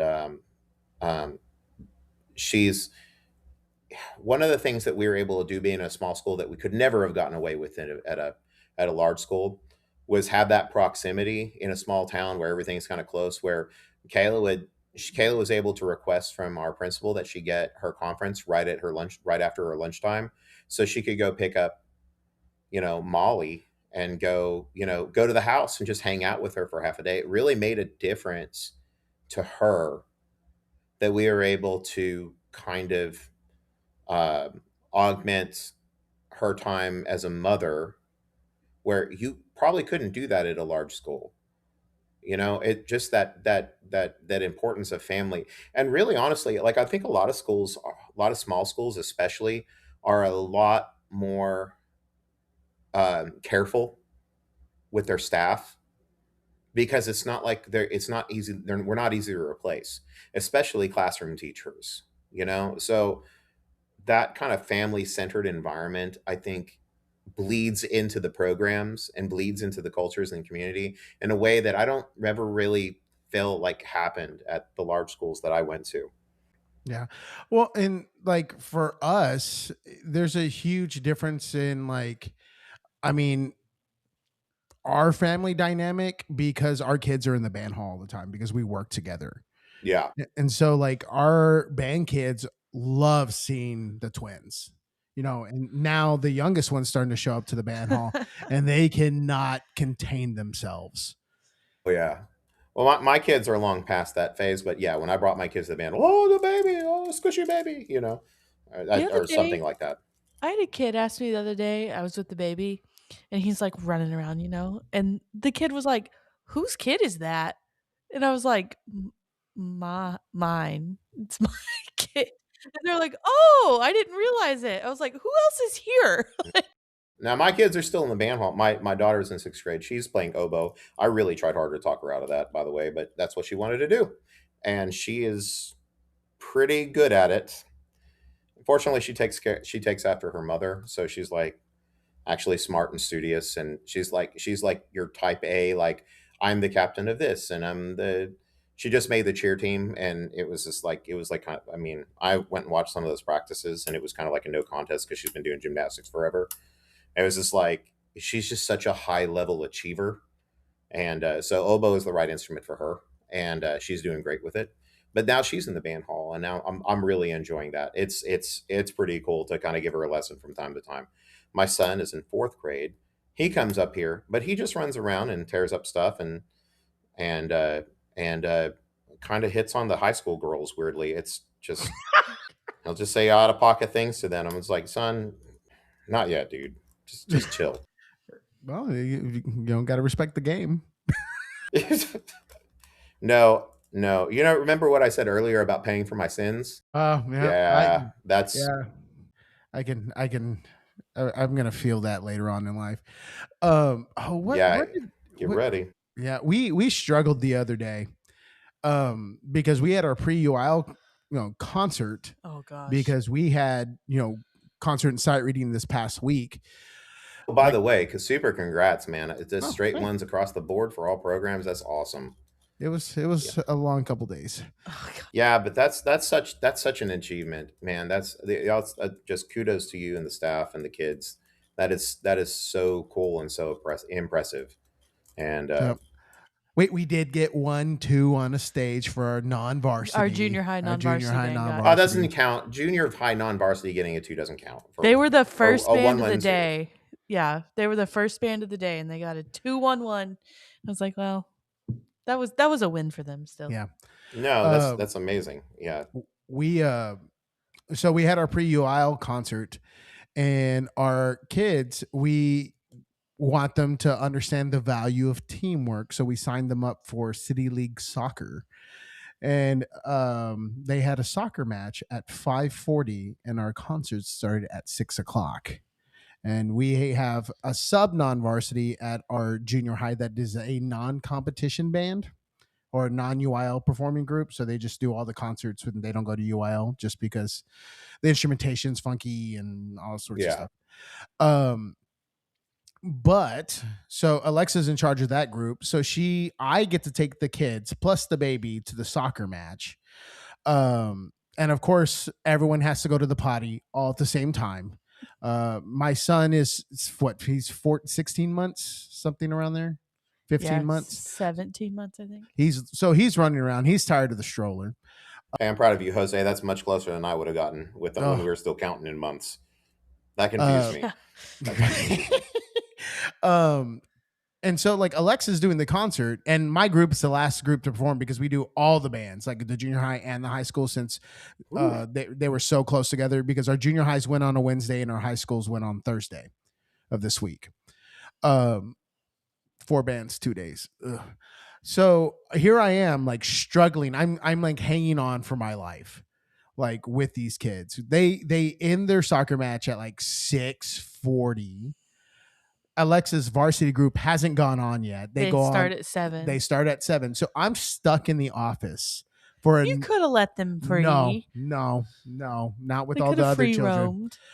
I'm stuck in the office for another hour with 5-year-old twins and the 17th month old, and it is 2 hours past the baby's bedtime.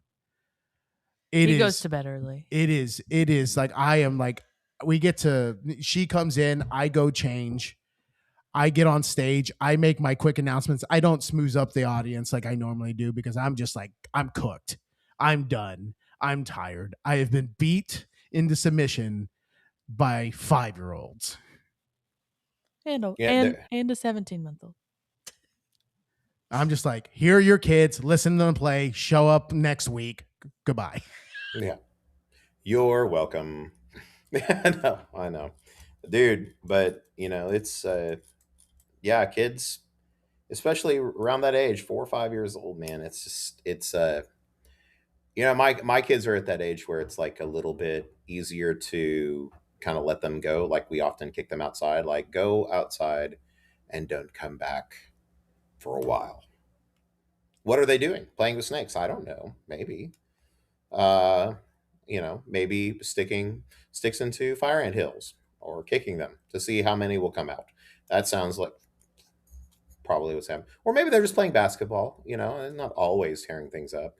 But that it gets better. Like when you can start being like, I need you to go away. Go entertain yourself. Yeah. But when they're 5, nope, you are the source, my friend. Yes. There's nothing like sitting on the couch and hearing across the room, come wipe my butt. Well, that is one nice thing is that our twins have each other. So not for wiping Oh. butts, but for there are so many times Jose said this earlier, they were like locked in their room and like who knows what they're doing. They're like playing with these new toys they got. But it's like if they didn't have each other, they like we would be playing with them, of course, but they have no interest in us because they have each other.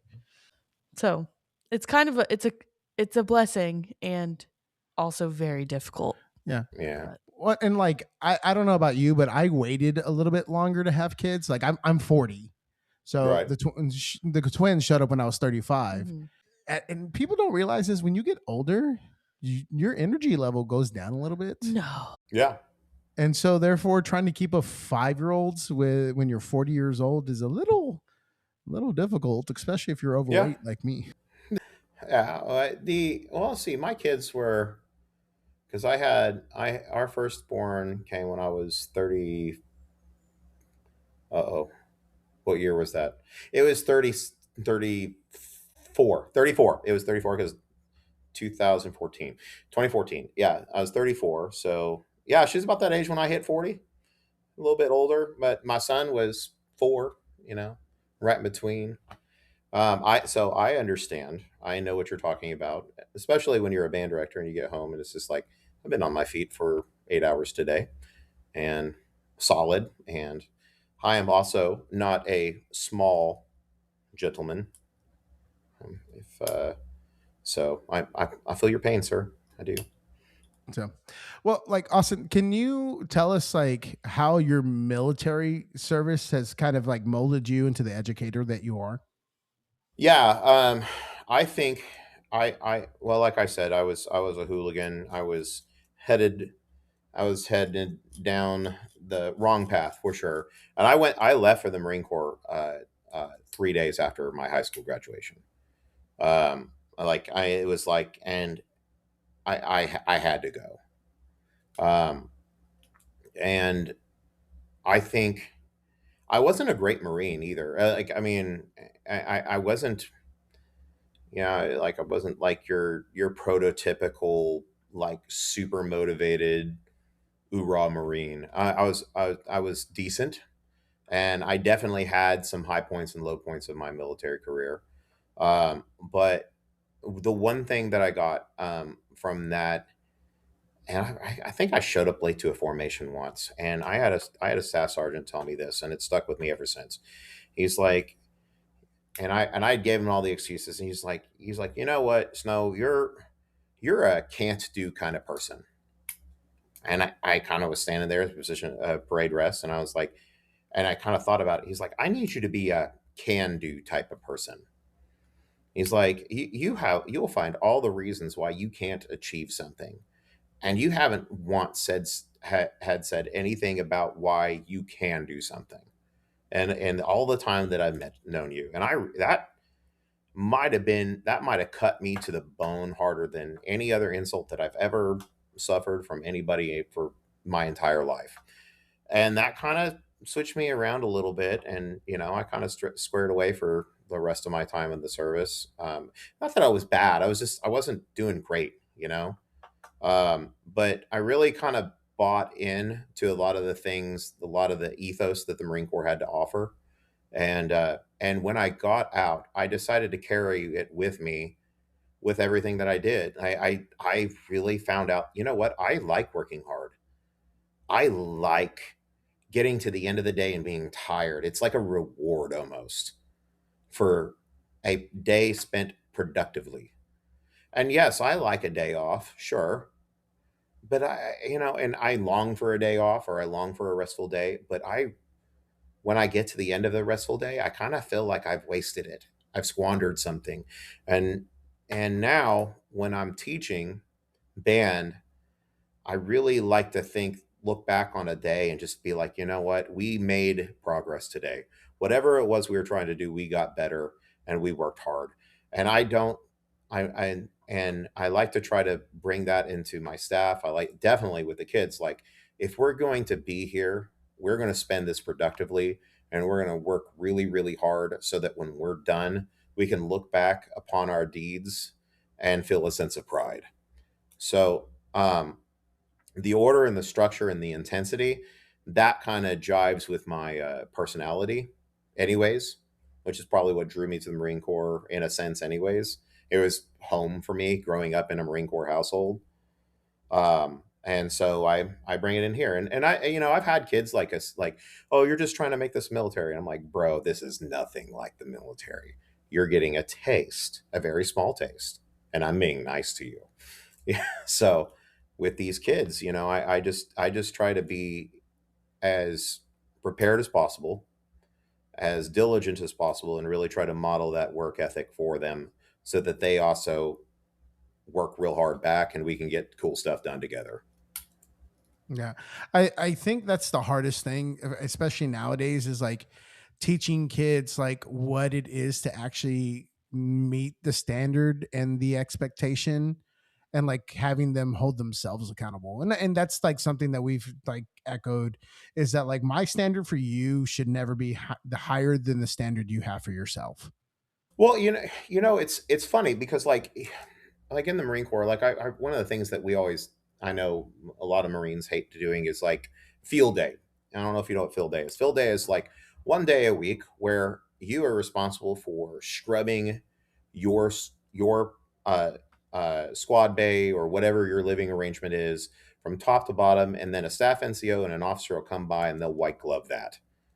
And it's like it's the most mundane of details. The way even in boot camp or in like MCT or even at my MOS schools or WSI school, everything was about the details. Like, I'm going to retrain you how to tie your shoes. You will do it this way for the rest of your life. And honestly, that's still the way I do it.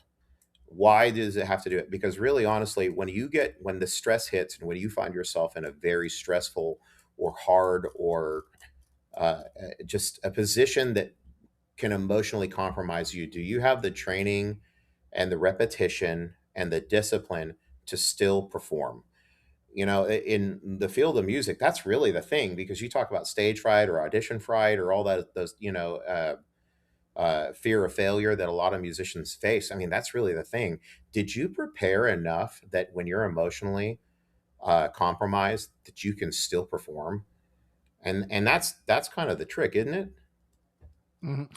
Well, like, and so many like like great band directors that I know of have like some type of military background. Like you have a military background, you know, I mean, you never stop being a Marine.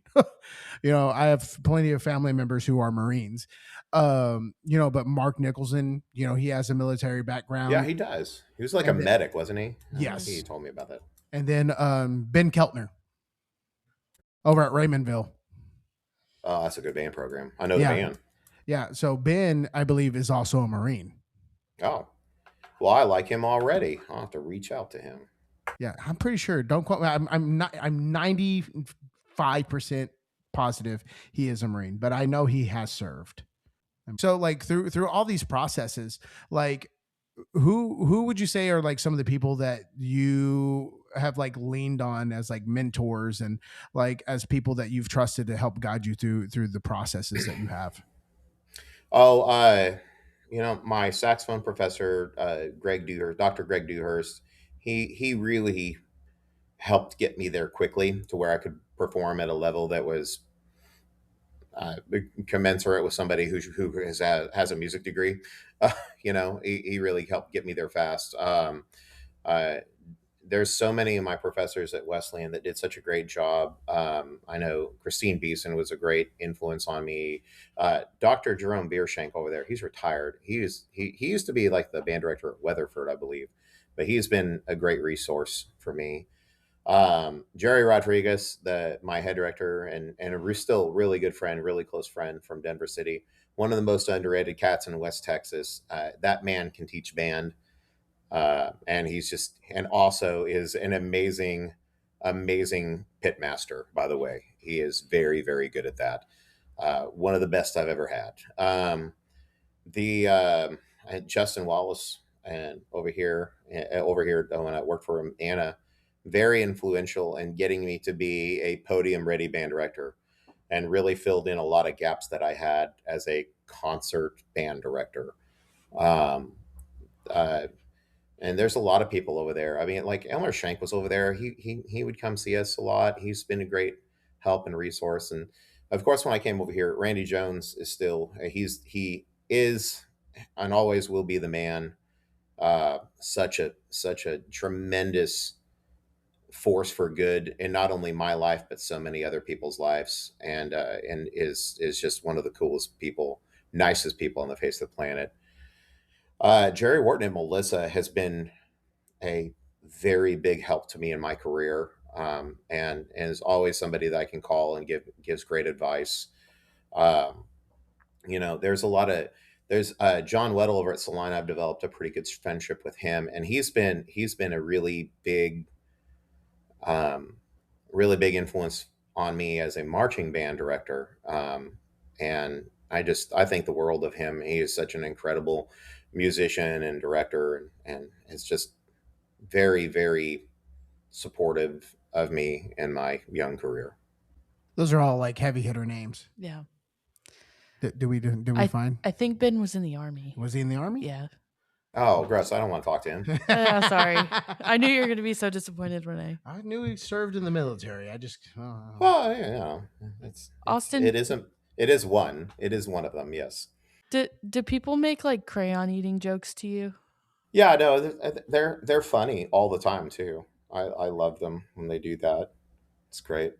In case, and let me go ahead and we'll just go ahead and kill the suspense. My favorite is magenta. I find it pairs well. I'm glad you had an answer ready to go because Well, I mean, that was it's going to just, be my next question. of course, and see, and which I'm really proud of myself because I was prepared for an eventuality that never happens, or rarely, anyways. Maybe a turquoise. Actually, I don't know. It's late. I could use a snack. The texture is really good on your teeth. oh my goodness. Yeah. I got to remember to peel the wrappers off, though, first. That's the mistake I make. You're just so excited to have a snack. Just can't wait. We're gonna get. We're gonna get. That's extra a thing, cancer. though. Yeah, I know. That it's a people thing. ask Marines about.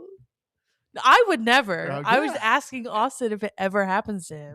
You were just Yeah, I understand. I think it was incredibly brave what you just did, Thank you. and Thank you. I Yeah. just appreciate you so much for doing it. Thanks. Yeah.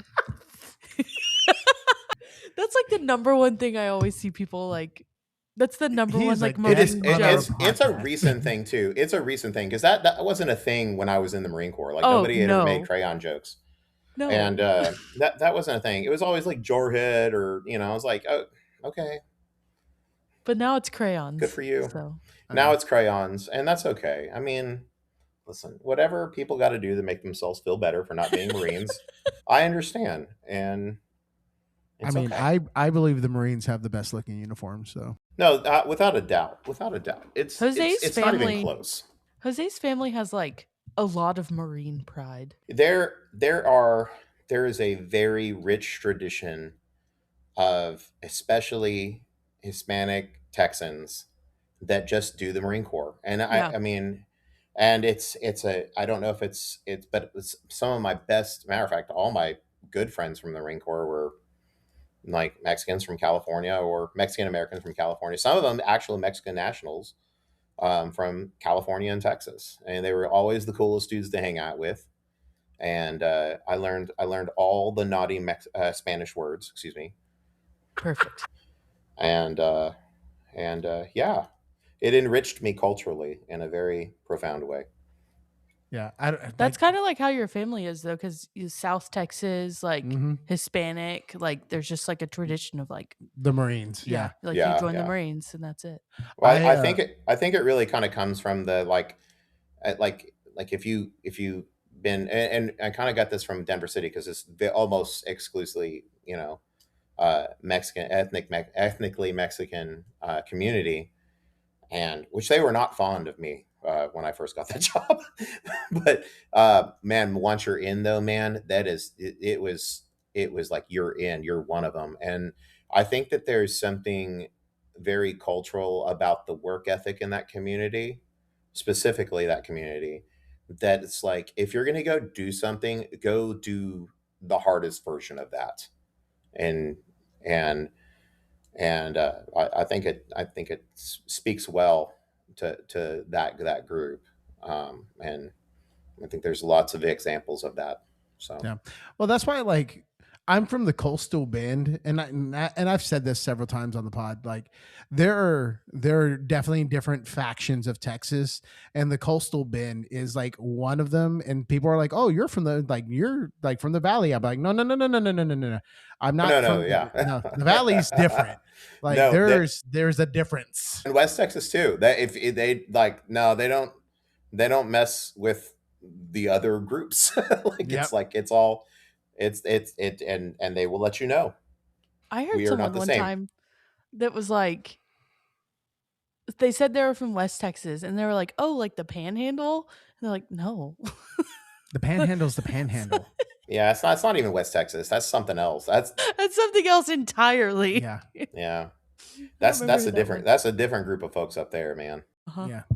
Good folks, Desolate. but different. Desolate. Desolate Yeah. is right. It's like Southwest Oklahoma. Ew. Well, don't tell that to them, man. Ew. Now, yeah. If you're gonna get Why canceled would for you something, say that's gonna that? be it. That's gonna be the thing. Why would we you we say have that? we have Oklahoma friends. Just be on their phone listening We to have this, and then one. pull up the comments and be like, "I don't approve." Yeah, gosh. No, we have two. I can think of one. Jake Heck. Yeah. No, I roast Oklahomans all the time because we're like 8 miles south of the Oklahoma border. Like I'm just like, Is it really that close? oh yeah, I know it's very close. Oh. I didn't realize it Lots was of that people close. like to go up to the river and noodle for catfish Mm. in this Ooh, area. noodling. I've never been new. I've been noodling. I'm not doing that. They have fishing poles for a reason. I see no. I see this makes no sense to me. Austin, for all the people who don't understand what noodling is, can you please explain to our listeners what noodling is? Okay, so it is where you swim along a riverbank in an eddy, preferably something where the river kind of like swirls around it. It's not free flowing, and then you find holes, muddy holes in the bank, and then you reach in with a bare hand and entice a larger catfish to grab a hold of your arm because they will swallow your whole hand up to the forearm. And as soon as they do, you yank it out of the hole and then you hold it up and usually with a sense of self-accomplishment readily available by your facial expression, by your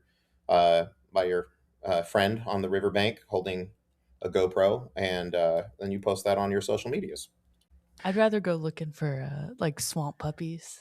I want to be that guy on What's a Instagram so swamp bad. puppy? An alligator. I want to do that. That doesn't sound fun either. Okay, there's this guy on Instagram. His name is Fishin' Garrett. He like lives in the Florida Everglades or something. And so like one of his things is like he goes the invasive pythons in Florida that like aren't supposed to be there. Is he the yoink guy? Yes. Oh, Yes. okay. And he Yeah, always I've like seen that. he boops the swamp Boops the puppies. Yeah. Yeah, Boop. well, he'll boop them or he'll boop like a cottonmouth. I'm like, what are you doing, man? Yeah, That's gonna yeah. hurt. And then No, he's he like, "Oh, they got give me a little kiss." no, he almost lost a freaking leg to Eastern Diamondback rattlesnake too. And I'm like, I'd feel sorry, but that's the life you've chosen, sir. Well, he doesn't even wear shoes. Yeah. Yeah, I know, which is silly. And don't get me wrong, I'm not a person who's afraid of the outdoors. I love the outdoors. I love camping, and I don't mind wildlife. But there's certain precautions that I take that seem prudent, and this young man seems to ignore all of them. Yes, yes. No It's just a shoes. suggestion. Boops the Just like key snakes. signatures, just a suggestion. Boops Hey, the alligators. if you're feeling if the Holy Spirit is compelling you, then by all means, you live your life, sir. But What's that other I guy? think His he's name fine. Coyote. Oh, Which he's the one? guy the- who like gets stung by like. Oh, that oh guy? yeah, the sting zone. I Yeah, don't like that. That's no, different. that seems foolish. Yeah. I like watching Yoink Guy because it's at least interesting and he like explains like what they are and stuff. Well, and That's stupid. don't get me wrong. I like seeing people suffer just as much as the next guy, but Yeah. it just seems excessive. Especially like the bugs thing. Yeah. I can't I don't mess with that. Getting bit by a bullet ant. Yeah. Well, I've been bit by some of those things non-voluntarily, and I don't recommend it. I don't yeah. I love Austin's delivery of information. Like he's like, I think that is quite foolish. Yeah. Well, like I said, I'd say it how I mean it, Jose, but this is a family show. So Austin, what do you think like is like the what does band help create for students? Like the special experiences, the special moments, like what makes band special for them? I think it's different for every student.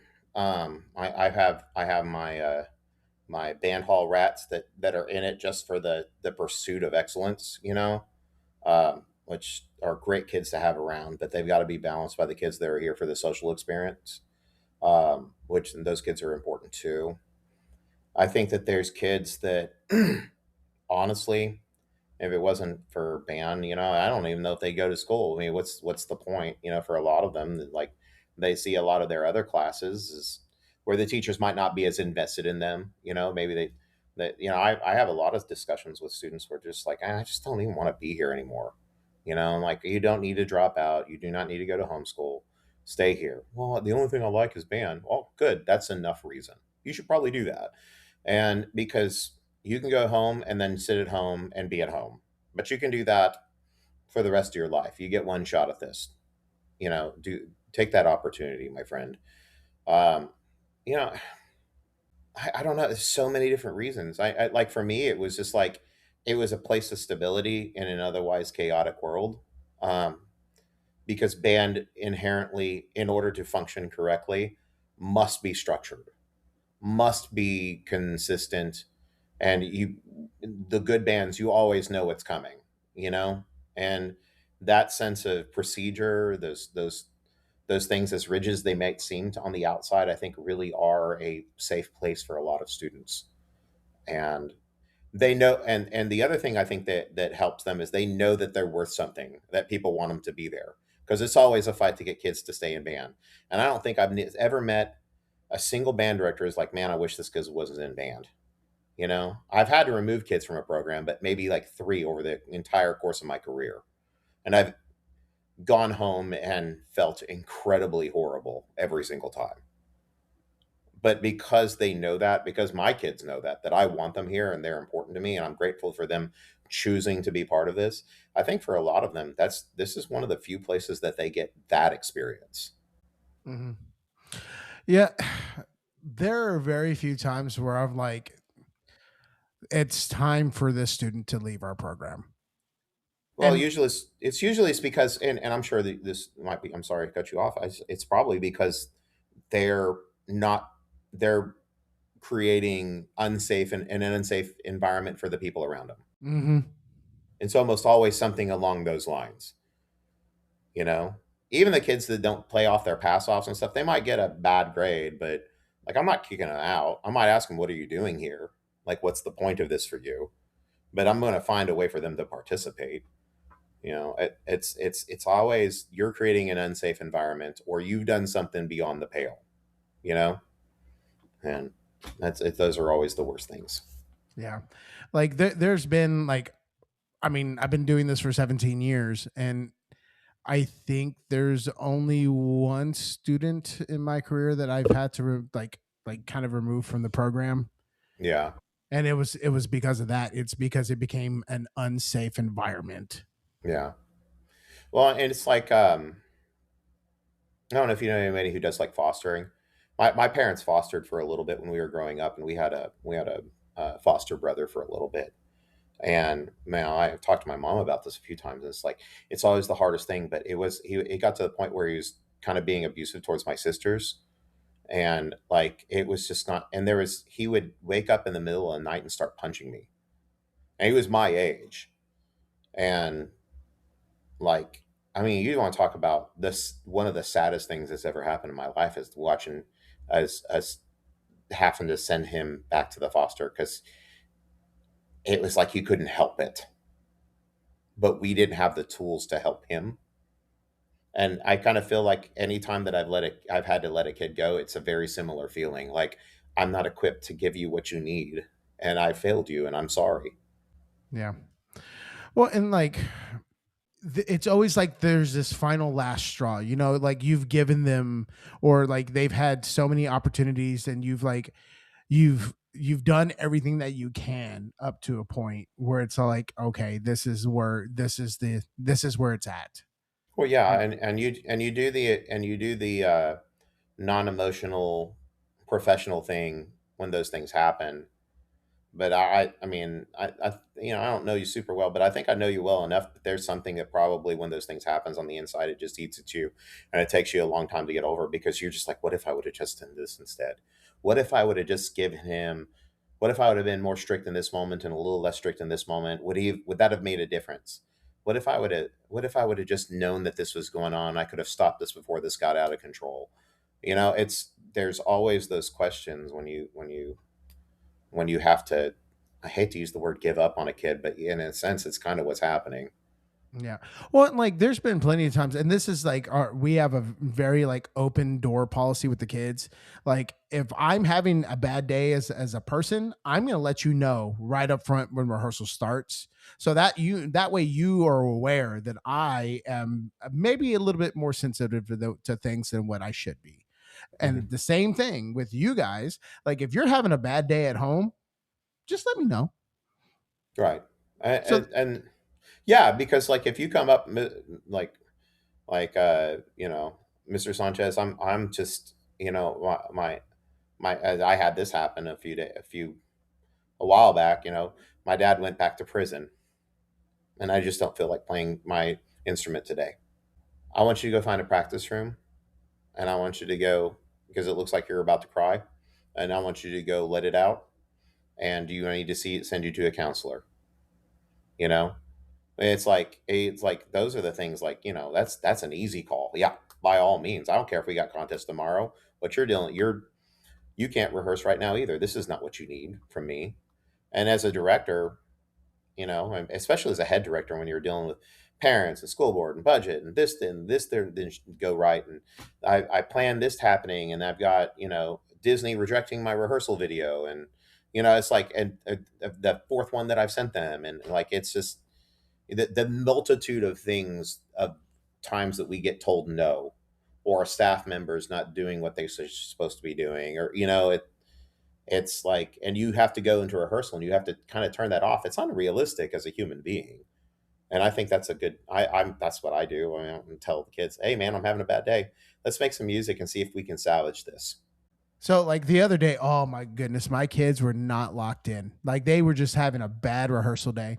And Oh, instead of blowing, right before a contest too. yeah, yeah, yeah, man, No they were way. just like, and instead of blowing my lid, I said, everybody put up your instruments, just put them up. I go, and like I had one kid who was going to be a little bit defiant because they thought I was just going to be done with them for the day. I go, we are going to restart class. We're going to go into the hallway and we're going to come back in. We're going to start warm ups again for our daily routine, do all that kind of stuff. And I want you to be in the right mindset. So that way I can also be in the right mindset and not be in a state where I'm unhappy with you. Yeah. Let's be I, happy. I think that's incredibly wise, and I wish a lot of young directors, instead of trying to sludge through a bad rehearsal or a bad experience because of either their attitude or behavior or the kid's attitude or behavior, there's nothing wrong with pushing the reset button. Yeah, imagine all the time you'll save not getting nothing done together, and instead pressing a reset button done, and maybe only getting half of what you would have gotten done, but doing it the right way. I think I wish more people would do that. Yeah. Because like I mean, I've made my share of mistakes as a young teacher where I've like blown my lid. I'm like, that was not as effective as it could have been, and that's my fault. Oh yeah, no, for sure.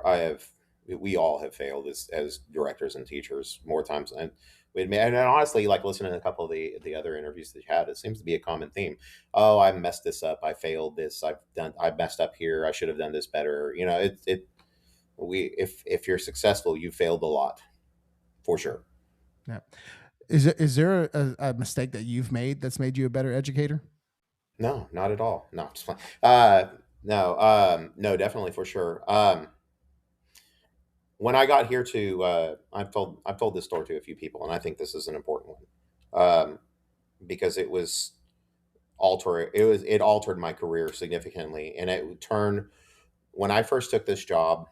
I felt the eyes of the world. I remember my first football game, and I had other band directors saying, "Hey, I saw your football game online. Looks like you had some problems," and I'm like, "How?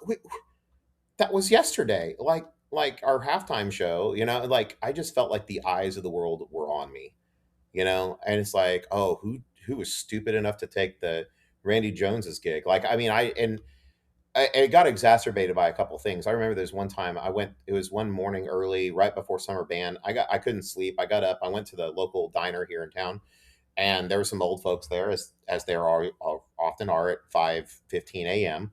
And they were down there, and one group came up to the others like, "Hey, I heard your grandson made the varsity football team. That's awesome. Hopefully North Lamar will have a good season. Did you hear the band has a new director?" And the other old lady turned around. She's like, "Oh man, I hope it doesn't take a dip. That'd just be awful." And I'm just sitting there. They have no idea who I am. It was like, oh crap, what did I just get myself into? But uh, there was a lot of little things like that. The kids really weren't. We talked earlier about how I decided to change all the things that I wanted to change. And I didn't change everything that I wanted to change, but I made some significant changes because number one, we had the staff that we had. We didn't have a band hall. We were in the auditorium, sharing that with theater. It was kind of a fiasco. There was a lot of things. I was told the wrong number for my budget, so I kind of overspent right off the bat. I was just messing up everything. It felt like, and also I felt like the eyes of the world were beyond me. And I don't think I was. I know I was not being the director the kids needed. And keep in mind, they were mourning the loss of two band directors that meant the world to them, because Jason Smith and Randy Jones were everything to these kids. A good chunk of them. And we were supposed to start rehearsal at 5 o'clock, and it was 5:10, and I still had half the band moping their way out to the grid. And I was like, and I was standing at the base of the tower, and my assistant was standing there. She's like, "What are we gonna do? Are we gonna run them?" I was like, "I ain't gonna do nothing. And I just kind of took a breath and I was like, there's a tree that was like on the other side. And I was like, hey, everybody, let's go. It's hot out. Let's go sit under the tree. I want to talk to y'all. And so we went over there and I kind of took my hat off and sat down on the ground. And I was like, I'm sorry. I think I am not treating you very well. I think I am expecting things of you that I would expect from a group of teenagers that I had earned their trust and I have not earned your trust yet. Um, I'm just going to tell you, I feel like the weight of the world is on me. I feel like in my profession, there's a lot of people that are looking to see if this is going to succeed or fail, and it's not going great. You know, we got our first contest in a week, and it's just not going great, and y'all know it, and I know it, and there's no sense faking it anymore. So what I'm going to say to you is this: I know what you're capable of, and I know what you want to do. You don't know me very well, and you don't know what I'm capable, and I've got to earn that. That's fine. But I do have a track record, and I do know what I'm talking about. I was like, so if you'll forgive me, I'm gonna see if I can adjust the way I treat y'all. But at the end of the day, guys, it doesn't matter. We're either gonna succeed together or we're gonna fail together, and we're all we have. So what do y'all want to do? And it's like I'm gonna let you get with your sections and y'all talk and y'all let me know if y'all want to rehearse tonight. If y'all want to go home, I wouldn't blame you. It's hot, and I have not been very kind to you, and I'm sorry. So if y'all want to rehearse, I'm gonna be on that tower. And in about 5 minutes, if y'all want to start rehearsal, I'll see you on the grid. And it took about a minute and a half, and every single one of them out there was one of the best rehearsals I've ever had in my career. And it really just kind of came from my own insecurities, my own imposter syndrome, and honestly my own hubris. And I hope I never make that mistake again, but I probably will. I'll try not to. Hopefully I'll recognize it a little sooner. Well, and that says a lot about you as a person, as an educator. I mean, to step back and have that moment of humility and vulnerability with your students. I mean, that takes a lot. That takes a man to do that. Like there's no better way to say that. It really takes like somebody who's understands what it's going to take. That's not easy. Well, we've joked around a little bit about failure and the amount of times I've failed, my many failures, and all the failing that I failed at. But I mean, really, honestly, it's such an important part of the process. I don't think we can say it enough. Failure is such an important but it's that healthy relationship with failure, and it's that willingness to know that you got to be a lifelong student. And I know it sounds cliche, you're a lifelong student, you got to learn and stuff, but there's no cheating that grind, and it doesn't really happen any other way. It just doesn't. Yeah. I mean, there's not a rehearsal that I go through that I don't fail at something. Oh, missed that time change. I was like, one. Okay, I'm back on it. All right, cool. Oh Every yeah, time, no, every time you fail is just an opportunity for growth. Yeah. And if you not don't, really.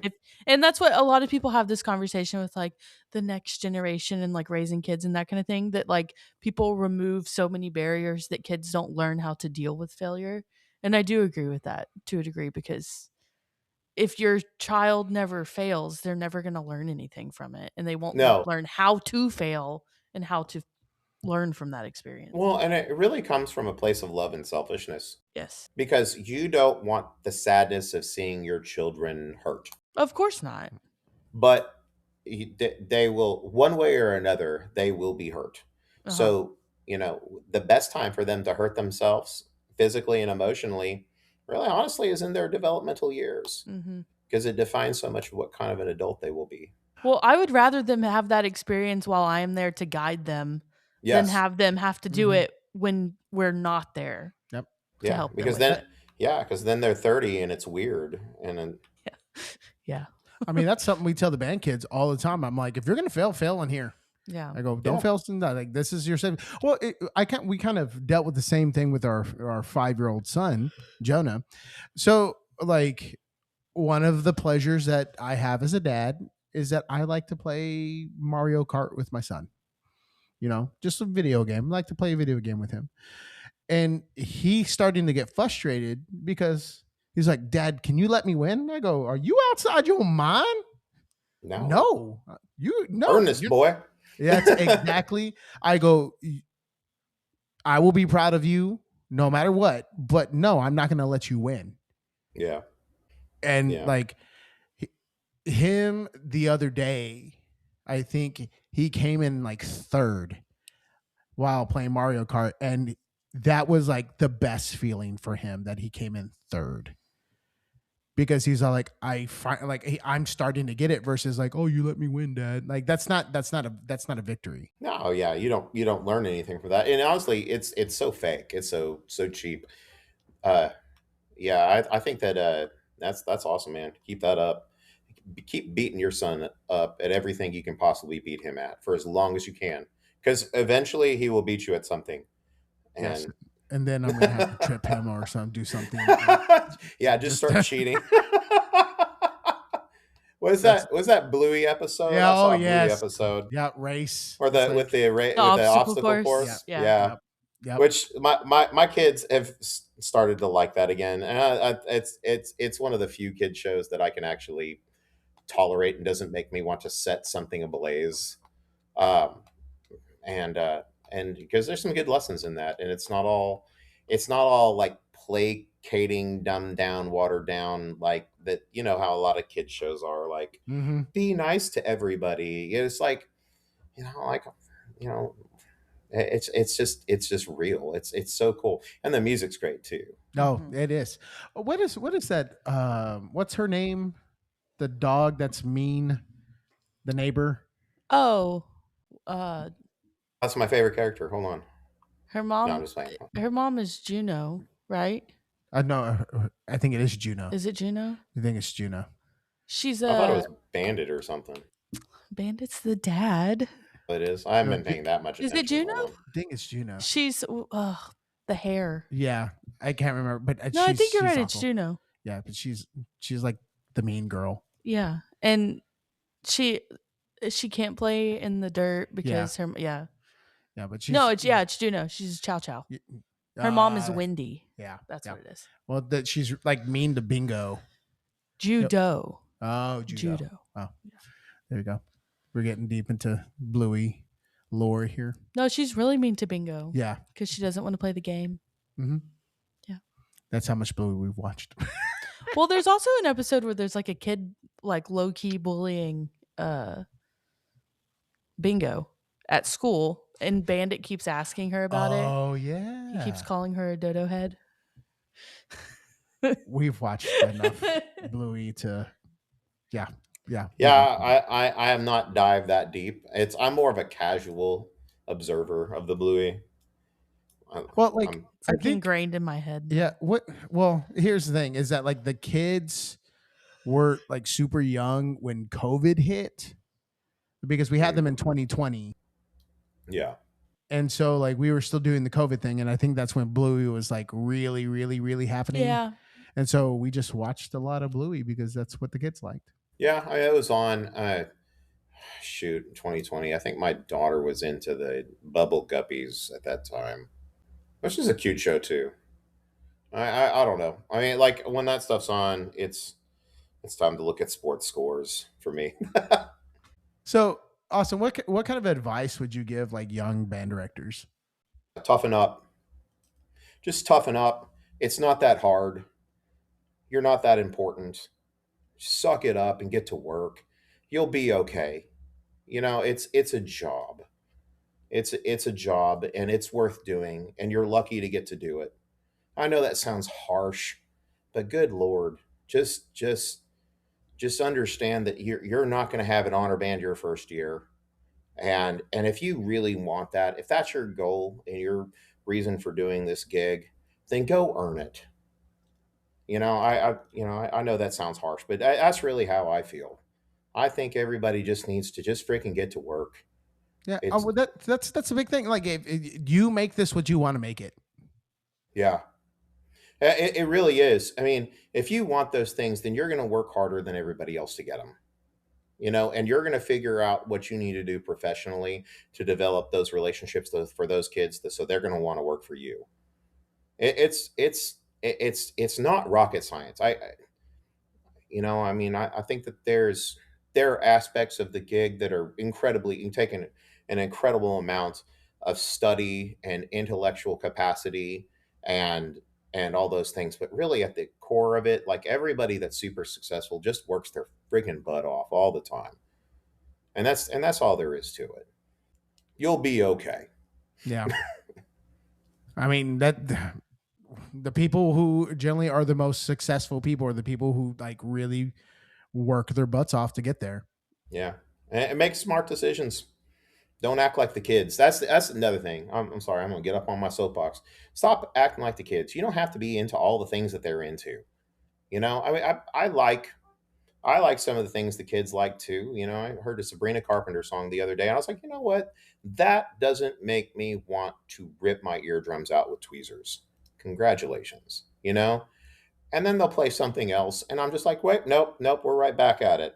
And maybe that's just the gift of being old and crotchety.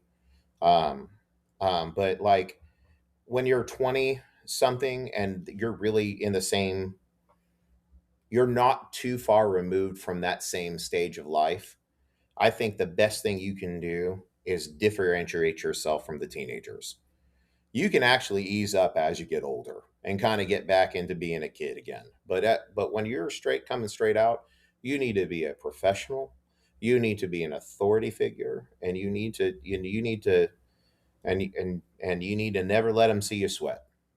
And I think that's hard for a lot of the young directors because really they're into a lot of the same things the teenagers are, and you don't have to make connections with them like that right off the bat. Just wait a little bit, let them see you the way you want to be seen before you start opening yourself up. Yeah. I wish that, I mean, I get it. I mean, your first few years of teaching is just like a weird, like figuring it out and like drawing that Yeah. line because like Well, you're and not that much older than the seniors.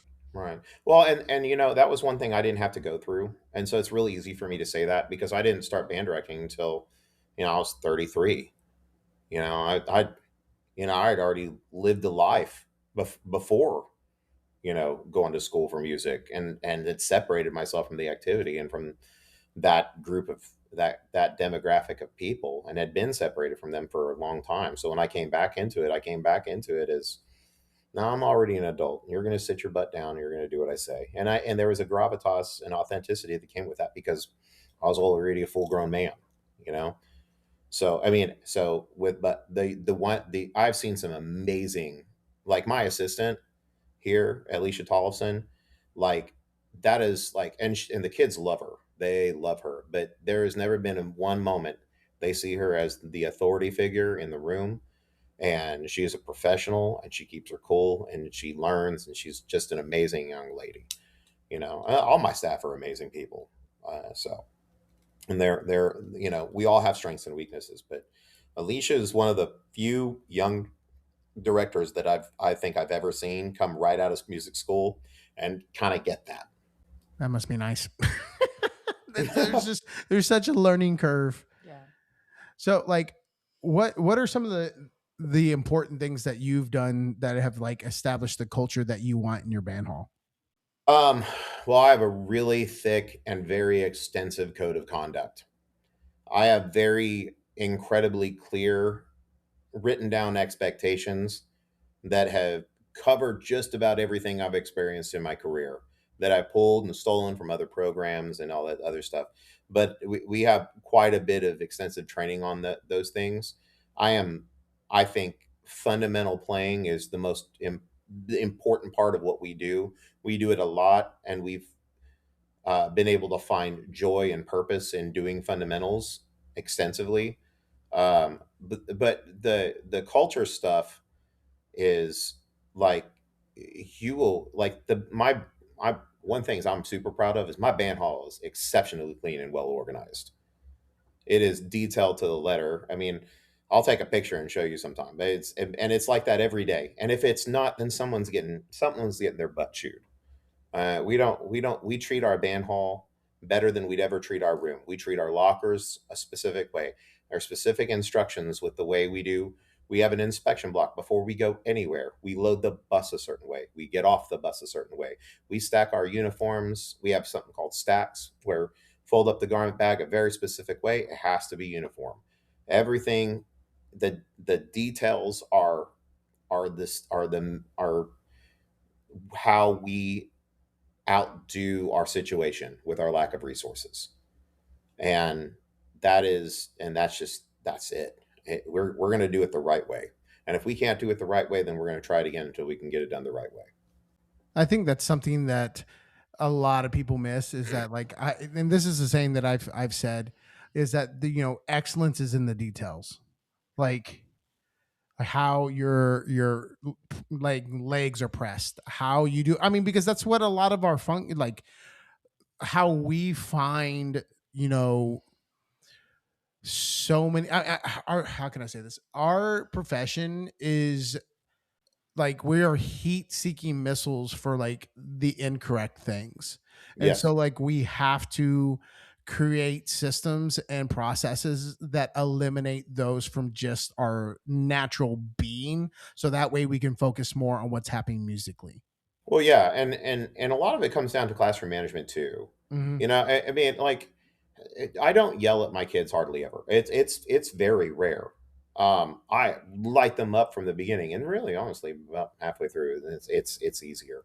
And sometimes we have to remind them who Mr. Snow actually is. And but ultimately, they know exactly what to expect. It's on the board what we're going to do. And we know what day it is, so we know what fundamental we're probably going to be doing today. And if I call an audible, then I get to, but you're also going to be prepared because your binder is organized in such a fashion that we can pivot to the other activity as it is. Like if I listen to a recording from the rehearsal before and I'm like, you know what, I know tomorrow's technique day. We need to work on our tonguing, so we're going to do tonguing today. It's and we try to be as organized with that as possible and try to push that to the kids as much as possible. And it's imperfect. It's not where I want it. It's not anywhere near where I want it yet. But it is good enough that it's enabled us to be as successful as we are. Um, once you factor that in with the work ethic of the students, and their drive to be excellent. So I mean, but yeah, that's it, man. Just have a well managed classroom that is stable and controlled and devoid of chaos. And you'll be amazed how much more stuff you will get done. I'm not speaking to you. I know you do that, but like for the people out there that maybe don't understand why their rehearsals aren't as effective as they want them to be, it Yeah. starts there. Well, and that's like I've gone out as a clinician a few different times and like I've sat and I've just watched the beginning of rehearsal and I feel my anxiety going up because like there's a certain way I like my class to start. There's a certain amount of time that I give them to like get set up and ready to go. And like when I go and I clinic somewhere and it's not operating at the same type of efficiency, that's what like the first things that come out of my mouth as a clinician. And it's Right. just like, And those are conversations you have with the bad director. It's like, hey man, dude, we were 10 minutes in the rehearsal before we played a note. Yeah, I've made that comment as a clinician too. Like, man, we played for 11 minutes, in a 15-minute class period. We can't do that and expect the kids to get better. That's unreasonable. That's an unrealistic expectation. What are we trying to do? Do you have that written down somewhere? Do you have it written down what we're doing today? And start there. And I think with band programs that maybe don't understand why it's happening, you know, can your kids count on you to enter the room the same way every day? I mean, like, they know that there's three versions of Mr. Snow. Mr. Snow probably just got off a phone call, and this is probably the difference. And it's this close to each other. Mr. Snow got off a phone call he didn't like, and he's walking to rehearsal. Mr. Snow is really excited to work with us today, and Mr. Snow might be slightly under the weather, but we're still going to get something done. Those are the three versions that my kids probably only ever see. And if it's that first one, I'm probably gonna like, hey guys, I've got something bother me. I'm just gonna listen to you play for a little bit and try to forget that other thing and try to focus on you. I apologize. Hit the met. Usually that's enough. You don't really have to do anything more than that, I don't think. Um, and if you do, then I think that's great too. But there still needs to be that baseline. We never go above and we never go below. Otherwise it just tends to be manic. And we said earlier, and I think a lot of other people say, it's like your band is a reflection of you as an individual and as a teacher. So if you see something that you don't like, I probably, like you said, you got all those mirrors in your room. you know Yeah. it's Yeah. just There was like, and I like to cut up with my band kids because band, it's supposed to be fun. I have my moments where I like have a good time, but like false. Band should never be fun. It should never be fun. No, I'm uh joking. I do that too. I cut up all the time. but like, oh man, the other day, and this might have been like a defensive mechanism for them, but like we were in the warm-up area for concert and sight reading, and they were just like a little loose, and I go, stop. The way you guys are doing things right now is something I don't appreciate and feels like we're setting ourselves up for failure. So can we readjust Yeah. this, please? Yeah, and that's all it needs. And I bet they're like, oh yeah, we're probably. And I've heard your band. They're pretty freaking rad, man. So it's like I know. It's like I'm sure they know what time it is. I think that did I meet you? I think the first time I met you was at like the honor band thing in I guess whatever area we're in. Was that the first Yeah, time I met you? yeah, I think so. Yeah. God, your band is good, man. It's I real good. appreciate that. I mean, I listened to your group and I was like, oh man, my band sucks. No, no, no, not at all, man. So, but I mean, it's just like little things like that where it's taken years of like maturity on my part to know how to like deliver that line of going, this is unacceptable and I want it to be changed. And they actually do it versus me going like losing my temper, which is like, I guess it's like an old school band director thing that like, I mean, I saw my band director lose his temper all the time and I've had to learn how to like deviate off of that. Oh, I save it. I save it like a fine wine for a special occasion. That part of me of truly ripping into a band because it's a special day. If we've done something, I mean, and my if my students listen to this, like Topo Chico bottles go flying, and you can hear me editing my language as I speak. You can feel it viscerally. Um, it's a special day, Hold up. and Do you drink Topo Chico? I love Topo Chico. Do you drink it like in rehearsal? Yeah, Wow, you guys really are the same person. Jose doesn't yeah, drink no, Topo Chico. He drinks he drinks the HEB brand of Topo Chico. that's fine. Just as long as it doesn't have no flavor in it. It's No, No, just no, no, no, plain. no, no, no, no, plain. Yeah, yeah. none that's salty lime nonsense. No, No. I want it to borderline hurt when I drink it. Yeah. The See, you colder guys the are better. the same person. The colder the better. Wow. Yeah, I'm it's sorry like for it's interrupting. I was struck by no. that. You know, there's like they're worried about the production of Topo Chico. Yeah. Yeah, I heard something about that. I'm on a liquid death kick though, honestly, right now. Same. I love Liquid Death. They sell it at The HEB now. the Not the, that uh, that helps Austin. the Dead Billionaire version, the tea lemonade one, that's my jam. That's about as fancy as I like to get on a daily basis. I feel like I'm indulging and splurging a little bit. I haven't had that Which one. one I'm do gonna you have to try. like? I kind of like all of them. There's a grapefruit one, isn't there? Yeah, there's one of them I really don't like, and I can't. I think it's the lime one. Isn't there like a Fruity Pebbles one or something? Yeah, I haven't tried that one. No, That doesn't No. sound no, like the something I the, would the drink. grapefruit one. Well, I mean, the grapefruit is the most disappointing of fruits. You think so? I think grapefruit is a disappointing fruit. I don't think grapefruit's a disappointing fruit. It is just. I mean, I think grapes are a disappointing fruit a little bit. what? Oh, well, hear me out. Hear me out on this. You take grapefruit. I like to eat grapefruit, first of all. I also like to drink grapefruit juice. And I something think called a that grape Paloma. juice is the Okay. worst version of juice, Grape juice? unless it's wine. I mean, as far as I'm concerned, I think I'm I don't know. I don't drink a lot of juice. I like a good, solid, fresh squeezed orange juice. That's about as juicy as I'll get. But I do like wine. I really I like orange juice. actually, I'm I just actually, I'm just weird. That's all that's coming out in You know this what I is don't that I'm like? I just don't like like weird. apple juice. I like apple juice. I don't. I will make an exception for apple juice if it's that Martinelli's in the fancy little glass Oh, bottle. yeah. I know what you're Sometimes talking I get a little fancy, but that's not. It's not as sugary, No, you the know. Martinelli's is like a dry, like I don't think I've Yeah, had that one. I've seen it at HEB before. We've had it before. Hmm. if We've it's at bought it. HEB, then it's okay, right? Yeah, Yeah. that's No, basically but you know how you go like a Costco or something, they have the fresh squeezed orange juice. That's the good stuff right there. that's I Jose like that. likes to buy that stuff too. I sure do. But that's about it. Usually I just have a cup of black coffee and let out a long sigh and begin my day. And that's Concert F. Sorry, I interrupted Austin's tearing into his band I don't know. Yeah, no. It just feelings. it's I'm very good at that. I'm not great at a lot of things, but I'm really good at yelling at people. It's a gift, and I feel like if I don't use it from time to time, then I am denying my purpose on this planet. And so, but no, it You can't got to be keep done it too sharp. much, or it's got to be it's just like anything else. If you don't have it in your back pocket as a tool, like break glass in case of emergency, then because there are times that people need to be yelled at for sure. But if you do it all the time, it becomes white noise to kids.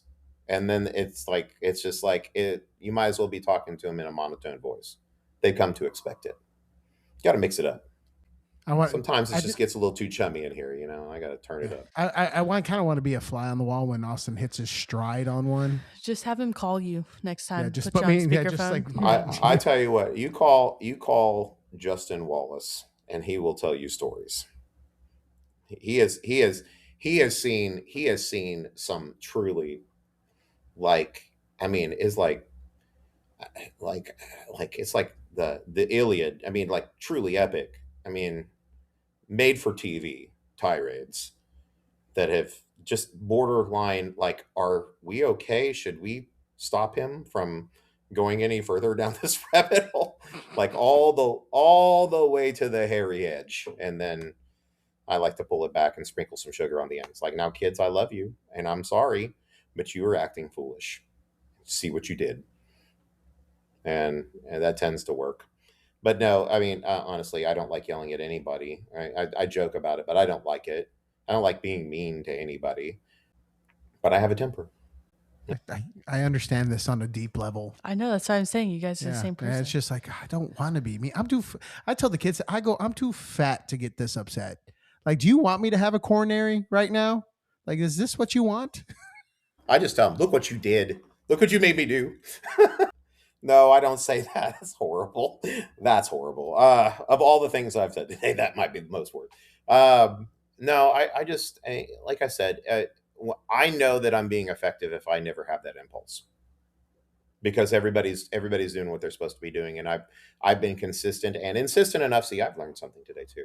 Consistent and insistent enough to shepherd the plan into its existence. So uh, we'll see. And who knows? We're coming back from spring break, and then we have contests. So I'll be my patience will be tried. I'm sure. As coming back from spring break, that is always the case. I don't Yeah. miss this is one thing that's nice about going to contests so early. I don't miss like Having a coming week and a back half. from spring break and like having to go to contests and then just like all spring break being like, oh my god, we have to go to contests. Well, I did verify that all my students took their instruments home for spring break because I That's made good. them do that before they could leave. Very So at good. least I don't have that. I'm not walking through the instrument storage room just, like the Indian on the side of the road in that old "Don't mess with Texas" ad. Yeah. The crying yeah. Indian. Yeah. Yeah, that's at least I don't have that. Listening to Sarah McLaughlin music, holding a Native pillow in American. the fetal position, rocking back and forth. In the Was that what arms you told the kids one of an day? angel. It's Yeah, like, yeah, don't make this a Sarah McLaughlin moment. yeah. I Well, like you to were talking about we injuring your instrument or like leaving it at home, abandoned instruments. No, I said, oh, we're gonna cut this.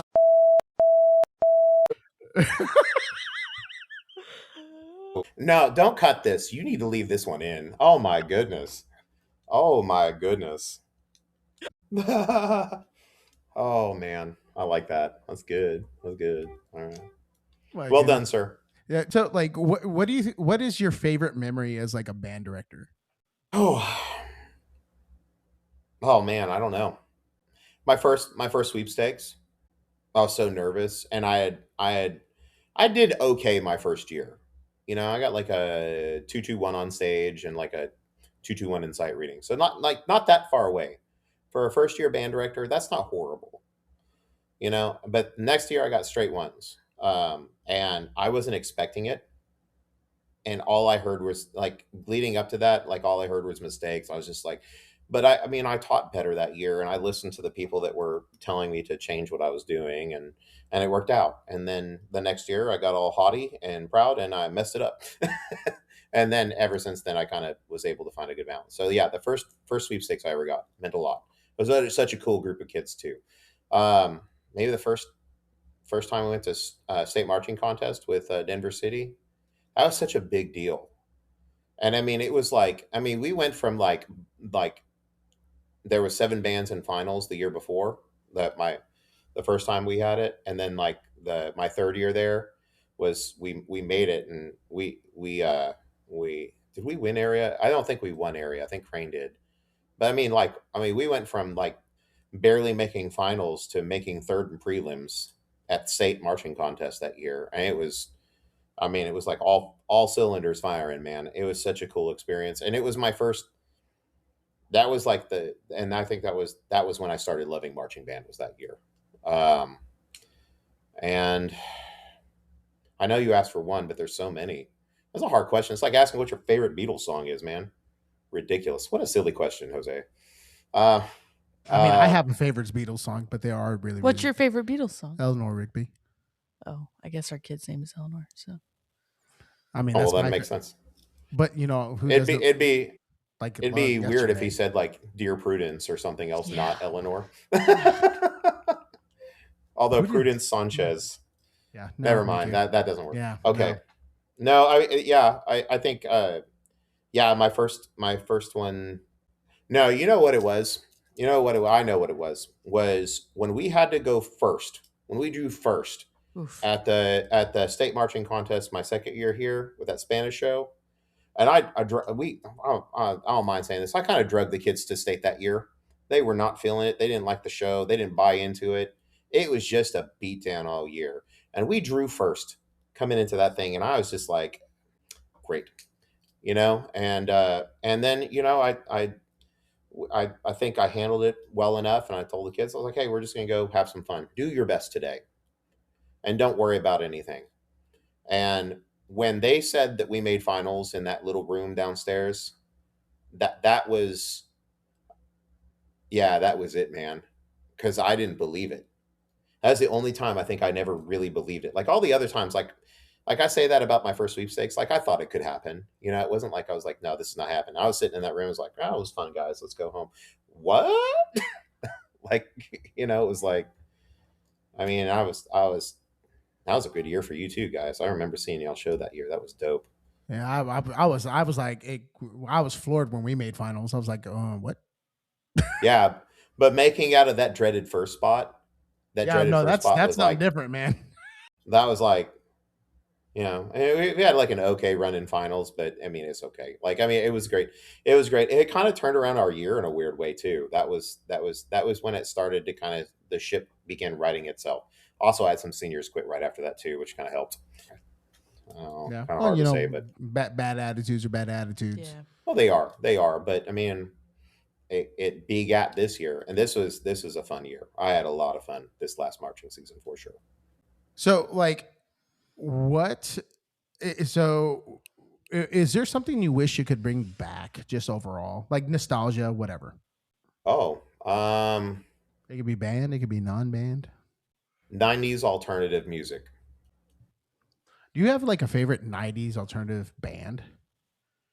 Oh yeah, I am a giant Faith No More fan. I love Faith No More. I haven't Um, heard of Faith No More in like a hot second. Oh yeah, since no, the I've got I 90s. when I had CDs, I had like all the albums and stuff. I like that. I really liked Live. That's kind of like my kind of off the beaten path. Like Live was an incredible group. Pearl Jam is great. Soundgarden is amazing. I like Primus a lot. I'm a big Primus fan. I was also really into punk rock back in the '90s too. So I was like a big like I loved like Anti Flag, Black Flag. Green Day's first album was great. Everything after that was kind of stop being political, folks. Good lord, just make some jams. I really liked the Dead Kennedys. Um, Big Fugazi fan. Like that's just and it's not and it was weird is I don't like really listen to that for the music because there's not a lot of there musically, but it's more like an emotional piece of art. Like it reflected my mentality at the time, I guess. Does that make sense? Hmm. So there's like a nostalgia associated, but it's not. I wouldn't call it like a high art form or anything like that. Um, yeah, you gonna talk to me about '90s alternative and grunge and post grunge and all that stuff. We can sit here and have a whole another podcast on that. Well, so I liked all sorts of rock growing up, but I don't know. Do you remember when System of a Down hopped on the Oh scene? yeah, yeah. I have all had all that. Still love System. That's such a great that you talk about out of nowhere and completely different, Hmm. like than everything else and everybody else. Yeah, it's like I think it was Ariel's. It was on that "Don't Steal This" album. That was such a great album. Underrated. But There I was know a lot of that one, and the one before that I think had spiders on it, yeah. and yeah, I remember starting to listen to them on that their one of their first albums and going like, this group is odd and they're weird, but they're gonna make it. There's something just special about it. It's like Bartok mixed with Deftones mixed with uh like honestly kind of Faith No More. It's like it was Mhm. something. It was so radically different and and culturally grounded in their ethnic background. As I think they're Armenian. Yes. It's so cool. It's that's I think that's the aspect of a lot of world music. I think that I want to see more people instead of trying to make whatever their ethnic thing happen. Find a way to make it fit with the idiom of something else and make something completely new with it, and then it becomes much more enjoyable to me, who might not understand it from a cultural or ethnic perspective. And it's something I kind of felt like with Los Lonely Boys. Kind of have the same feeling about them. It's because they took a lot of that Tejano influence and brought it into like a blues kind of thing. I thought that was a really cool.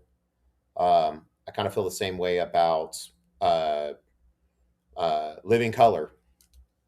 Living Color, I thought they brought a lot of energy from like before we had like rap rock and stuff.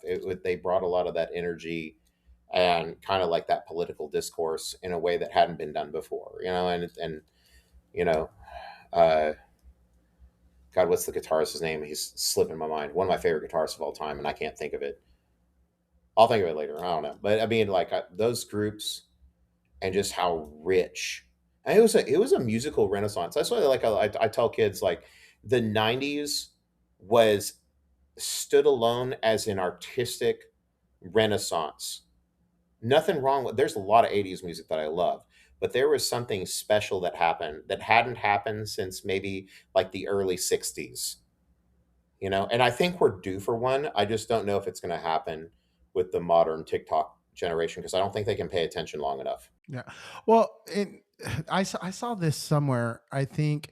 Well, the end of the '90s into the 2000s was like you saw the grunge era hit the alternative rock, and then you see like the boy band, girl band thing happen, and then the punk genre like shifted pretty Yeah, hard in there, like and the post then punk. Yeah, it's yeah. it's uh it's a commercial. It was a commoditization, and I say this as a staunch capitalist.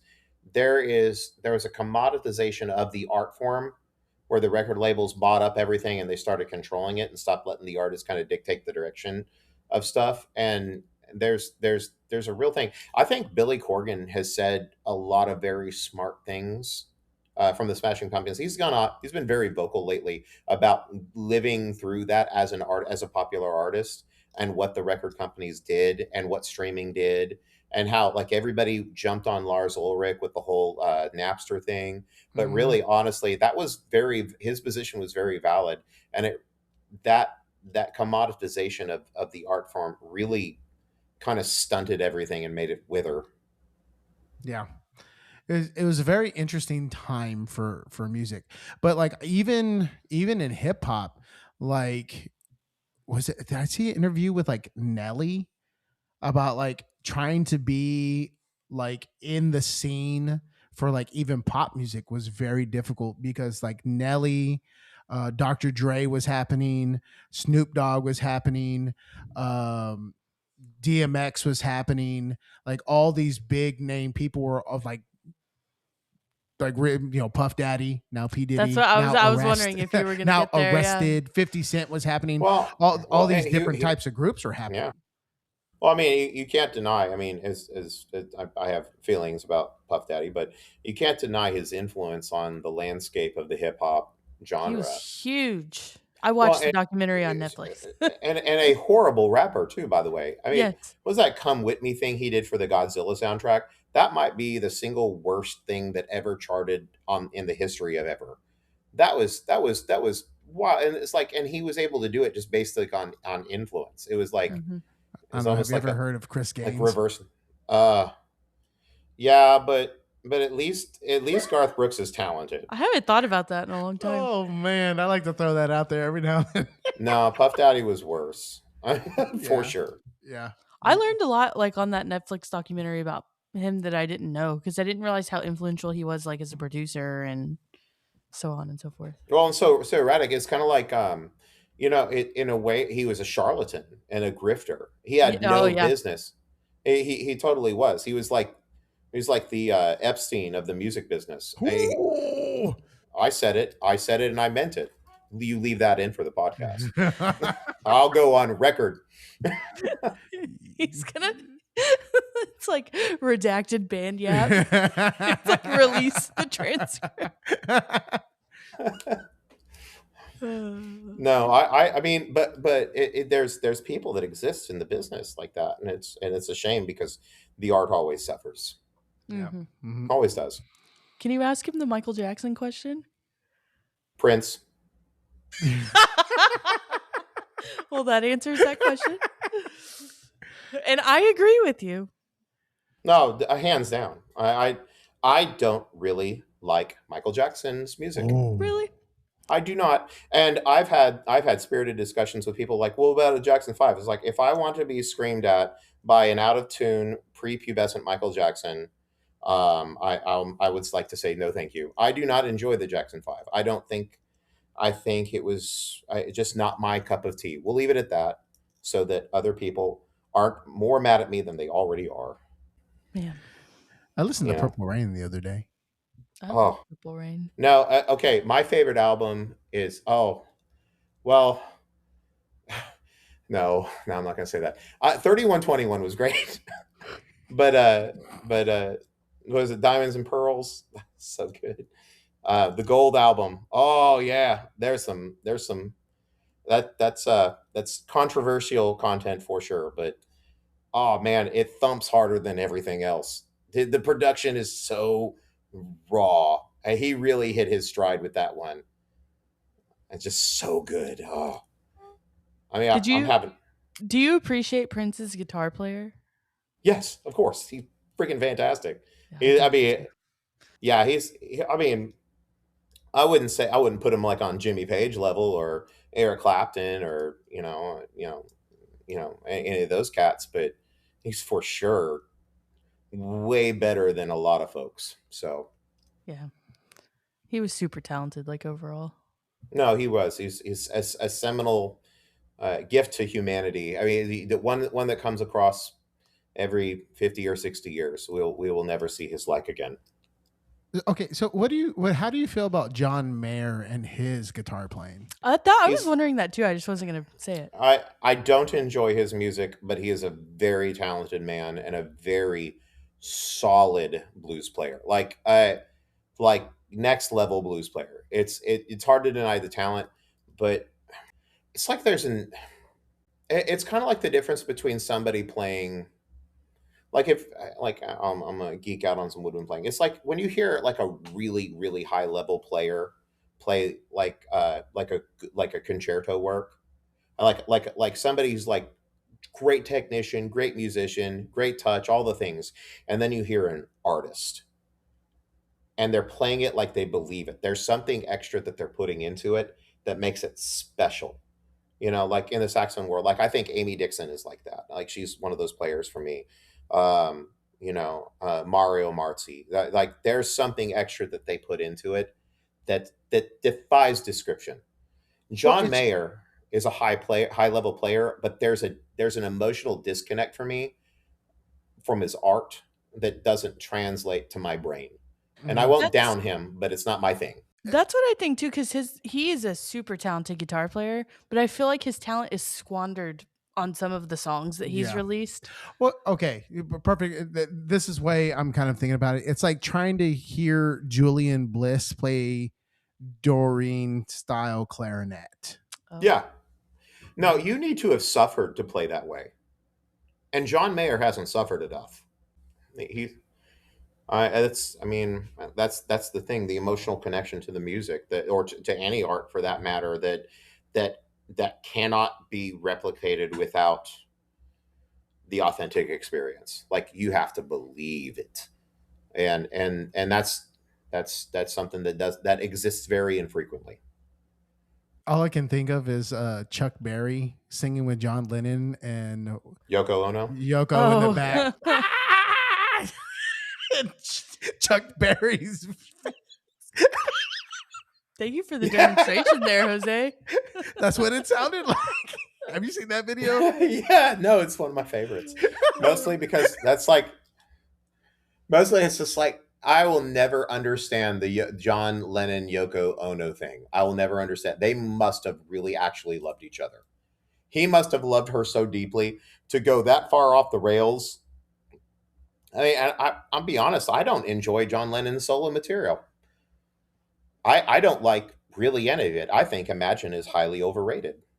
I think it's a horrible song. Do you like Paul McCartney's solo material? Most of it. I Better think than John the Lennon's. Wings stuff was much better than a lot of pretty much everything else after that. Uh, I don't know. It seems like there's like a half life with artists. Like once they achieve a certain amount of success, a level of success, they become detached emotionally from the art, and Mhm. it's like they can never really get it back. Mhm. And I'm trying to think of somebody that's not true for. Maybe Ben Folds. Ben Folds seems to have like been able to put out just massively, incredibly great album after album after album. That last Kennedy Center thing he did with the orchestra was spectacular. But I mean, he does in some of his older material, but even some of the new stuff I think is Uh, tremendous. Taylor Swift. I just wanted to see Austin's face. I'd He I'd like like to say I'd like slumped to over. say I'd like to say no ma'am. No thank you. I thought Austin just had like a stroke. He was like, She's like, I don't get it. I don't think she's that good of a singer. It's kind of like Madonna. Like Madonna's not a good singer. I'll at least give her like the artist cred because I think for a brief period of time she was an artist, and I think she like actually pushed real boundaries before she decided to just shock people. But like Taylor Swift is none of that. It's like teenage whinging, and I get enough of that. I work around teenagers all the time, and there's not a lot musically to really hold me there. The music is kind of it's that Magnus like 15 songwriter like I know what the formula is. It's I not agree with that. surprising. I And, agree and with that. there's nothing there for me. I would never yuck somebody else's yum unless it's the Jackson 5. But just mostly because it's been shoved down my face like you must love this. But I mean no, I don't get it. I don't want to get it. I haven't tried hard enough admittedly, but I'm not going to. So and because I don't have to. I think the best Taylor Swift song is "Shake It Off," and that's just because it's like upbeat and like fun. That's the only one that's like that. Yeah. Well, that's not true, but That's okay. I get it. I understand the appeal. That's not me saying that I think it's not worthy of stuff. It's just not my thing, and I don't get it. It's but and I think especially it seems like lately there's like a good concentration of quite good female artists.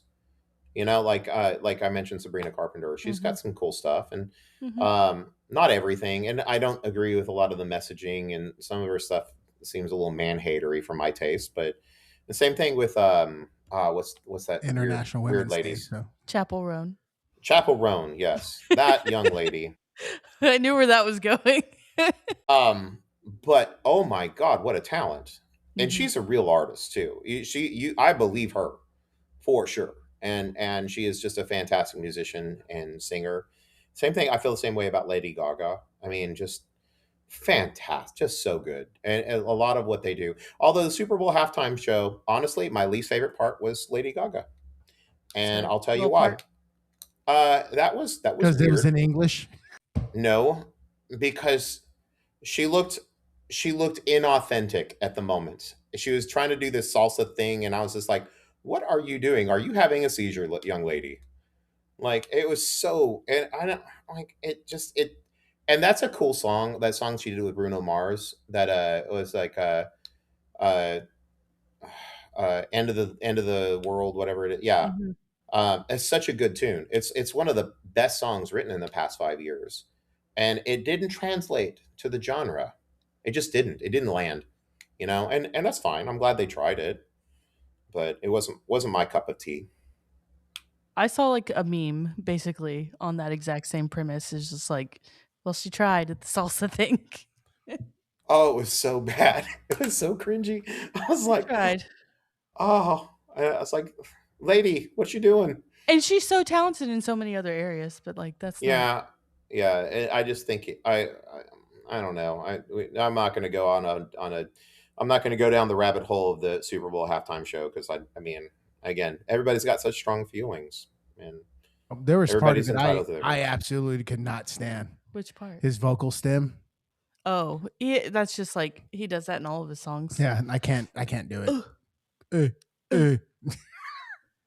But no. Be that as it may, the production of the Super Bowl halftime show is like top notch, maybe the best ever. The actual production of it. I don't enjoy the music of the less than good bunny rabbit person, and I don't have to. It's not my thing. It's just I don't. I think I like rap music, but it's gotten so repetitive and non-textural, and you can't, and I don't want to sound like, oh, you can't understand what they're saying. Well, I couldn't understand what they were saying back in the 90s either, most of the time, because they were going too fast, but it required skill to do that. And now it's just like, I could write down some sentences and read them in a monotone voice and kind of slur my words, and it wouldn't sound too dissimilar from what half the stuff is.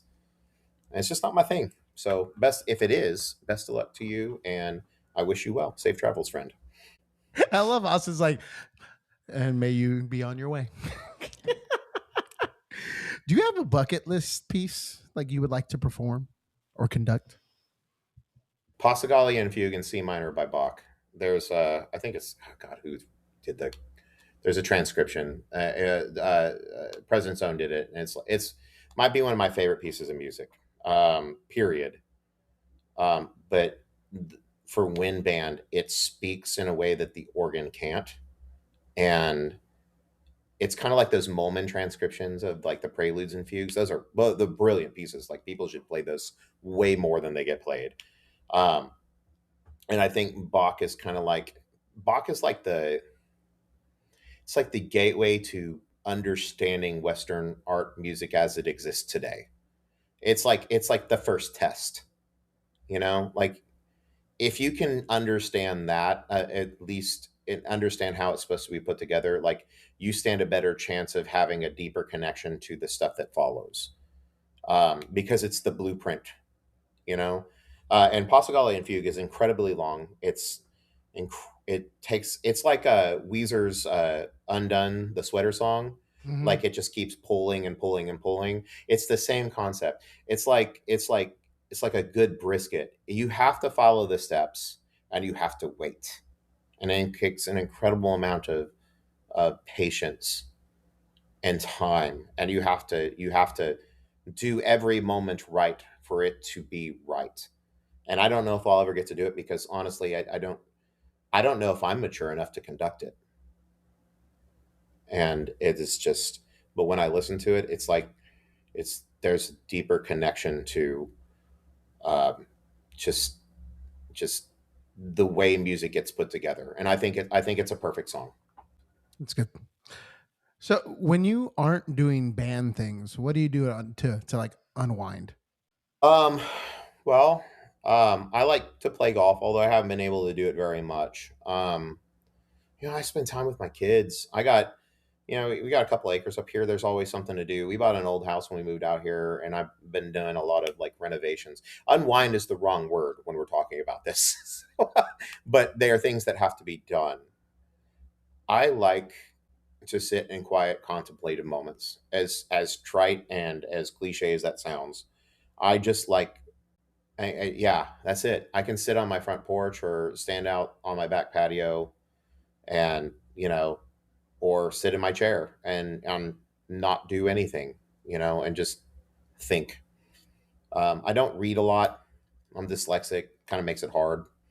I like to listen to music all the time. I can't do really anything without listening to music. I brew beer. I like brewing beer. Because it's process based. I like smoking. I'm getting into smoking meats. I did my first brisket a while back, and it turned out well. But I follow steps and procedures, and there's I like woodworking. I have a shop. I like working on small engines. I like building things. Um, um, it's For me, that's kind of cathartic. It's not work. Does that make sense? Yeah, I totally under. That's like I really enjoy puzzles. Oh, you're describing my personal health, sir. I hate puzzles.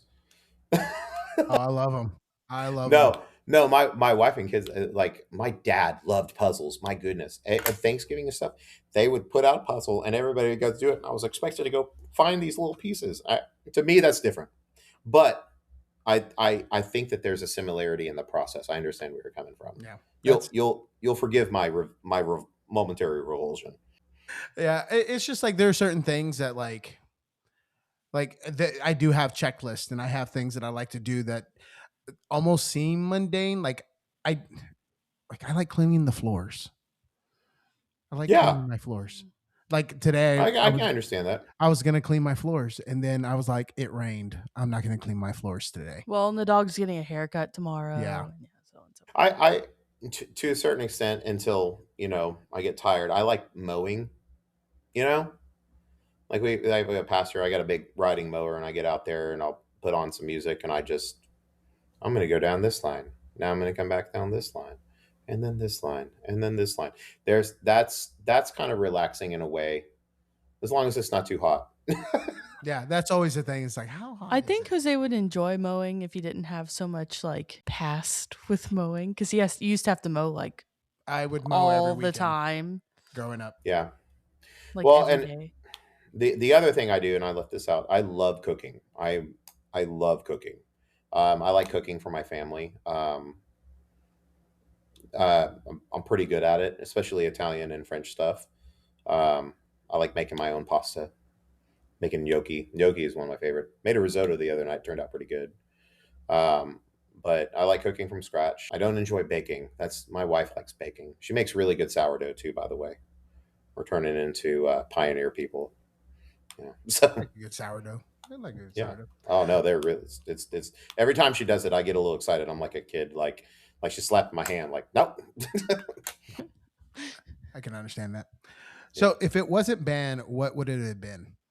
What would I have wanted to be? Yeah, Oh, okay. Unfeasible totally. But I wanted to be an astronaut so very bad when I was a little kid. I love space. I am fascinated by space. I think it is that exploration part of me like that sounds like the coolest thing ever. Either that, or I'd want to go back to the 1400s and be like a navigator and discover new worlds. Space scares me. It should. It's quite inhospitable, I hear. Many things don't live there. What's that movie with? Is it Gravity? Yeah. With Sandra Bullock? Yeah. Did you ever watch that one? Yeah, great movie. Man, that just gives me like a sense of fear. Well, yeah. I mean, It should. I mean, yeah. that was on the edge of your seat. That was a well done. That's an underrated film. It's so That's an good. underrated film. It's so good. Yeah, it's the same thing with like deep sea exploration, like that stuff. Like Now that scares me. I'm more That scared of the actually- ocean than I am of space. I'm not scared of the ocean. I'm scared of going deep under the ocean where it can crush me. Very few things scare me like that does. Like going in a submarine. Is there's we went to Hawaii. Not this last thing we would before, but we went on a submarine ride, and I was really excited about until we got under there. And I don't know, like I still enjoyed it, but there was a little bit of like, I don't know how much I like this. You know? Then you heard. I don't know about what I would be Titanic, more people. scared of, like the submarine or the space launch. Maybe I don't know, but I love going in airplanes. Like I will geek out whenever we go on an airplane. I'll look out the window the whole time. Like I love it. And my grandfather on my mother's side was a pilot in the Korean War and Vietnam, and he tells me about stuff. I just love airplanes. I know an embarrassing amount of airplane trivia and facts. Go ahead and ask him, Alexa. What do you want me to ask? You Where's know. the plane? It's that way. Alexa is into like conspiracy theories. I am not into conspiracy theories. Okay. What conspiracy theory am I into? She has been tracking the Malaysian flight since Since 2017? Yep. That airplane? Oh, I don't think they know yet. Yeah, no one knows where it is. It's probably the Russians, I would guess, if I had to guess something. The Russians did it. Some people think that. Well, it's a lot. I think a lot of things are their fault, and I think they've earned it. I think that they have a track record of messing things up, and I think until proven otherwise, I think we can blame it on them, and that's fine. And that's fair. Austin, what's your favorite spot to eat in East Texas? Northeast. Northeast. There's, I don't know, like all the restaurants here are okay. There is I don't know. I mean, like the barbecue around here is okay. Like there's a Scholl's Brothers in town. They do okay. It's fine. It's not Terry Black's, but it's okay. There's a Burger Palace in town. Then I just went there for the first time the other day, and it opened across the street from my previous favorite burger joint in Paris, Texas, Burger Land, which is very good. I highly recommend it. Burger Palace is a little bit better. I was like, I well done. Well played, sir. Well played. Other than that, I mean, there's a couple. We've got this one place called Bonfire in town that's supposed to be really good. I haven't tried it yet because it's expensive, and we don't go out to eat very much. But that's about it. East Texas, I don't know. Well, I might get in trouble for this, my fellow East Texas friends, but I am nonplussed by your cuisine. This is why I'm not in the club, too, by the way. I mean, no, I haven't been anywhere that's really just knocked my socks off. I want to go try the hot links in Pittsburgh. I hear they're pretty bomb. Yeah, But That's what I've heard. yeah. I want to go try that. So but I haven't been out here that long, so you'll have to forgive me. If I go back to the Metroplex and I go somewhere to eat, I like to go. I really love Indian cuisine. There's a couple of really good Indian places at various places. I love a good bowl of ramen, big sushi nut. But really, honestly, when it comes down to it, I like some good barbecue. Hutchins is great. Terry Black's is my favorite so far. I really want to go to Snow's, and I still have not had the time to spend in line at Franklin yet. So Okay. So we've done that. That's the thing. We've done a lot of barbecue. We've done Snow's. We've done Franklin's. I've done Interstellar. We've done Law Barbecue. I mean, I think Snow's is harder to go to than Franklin's Yeah, I would agree with that. It's a because, drive, well, it's only open on Saturdays, and right? Franklin's is open like Tuesday through Saturday at Saturday. Yeah. least. Yeah. You can pre-order, Yeah, which that's is true. like, so if you're going down to TBA, just pre-order Franklin's. And then you can stop and pick it up. Hmm. You don't have to wait in line. I will. I will. Now, does that require me getting on the internet? Because that's a problem for me. Yes, right? Okay. Yes. I mean, you saw all the struggles we had with starting this thing off Yeah, today. but So it's an easy order. Like you just like, it's like going on to Amazon. You just order it and then okay. you See, show I don't. up. But see, I don't do that. I don't go on Amazon. I don't Uber Eats. I don't. I if there's a store that I can drive to that's less than 2 hours away, I'd rather do that than get online. Oh, Waiting in line is part of the fun. yeah.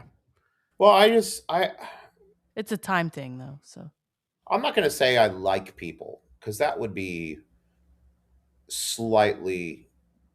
No, I like people enough. I like people enough. I think that is a fair and true statement.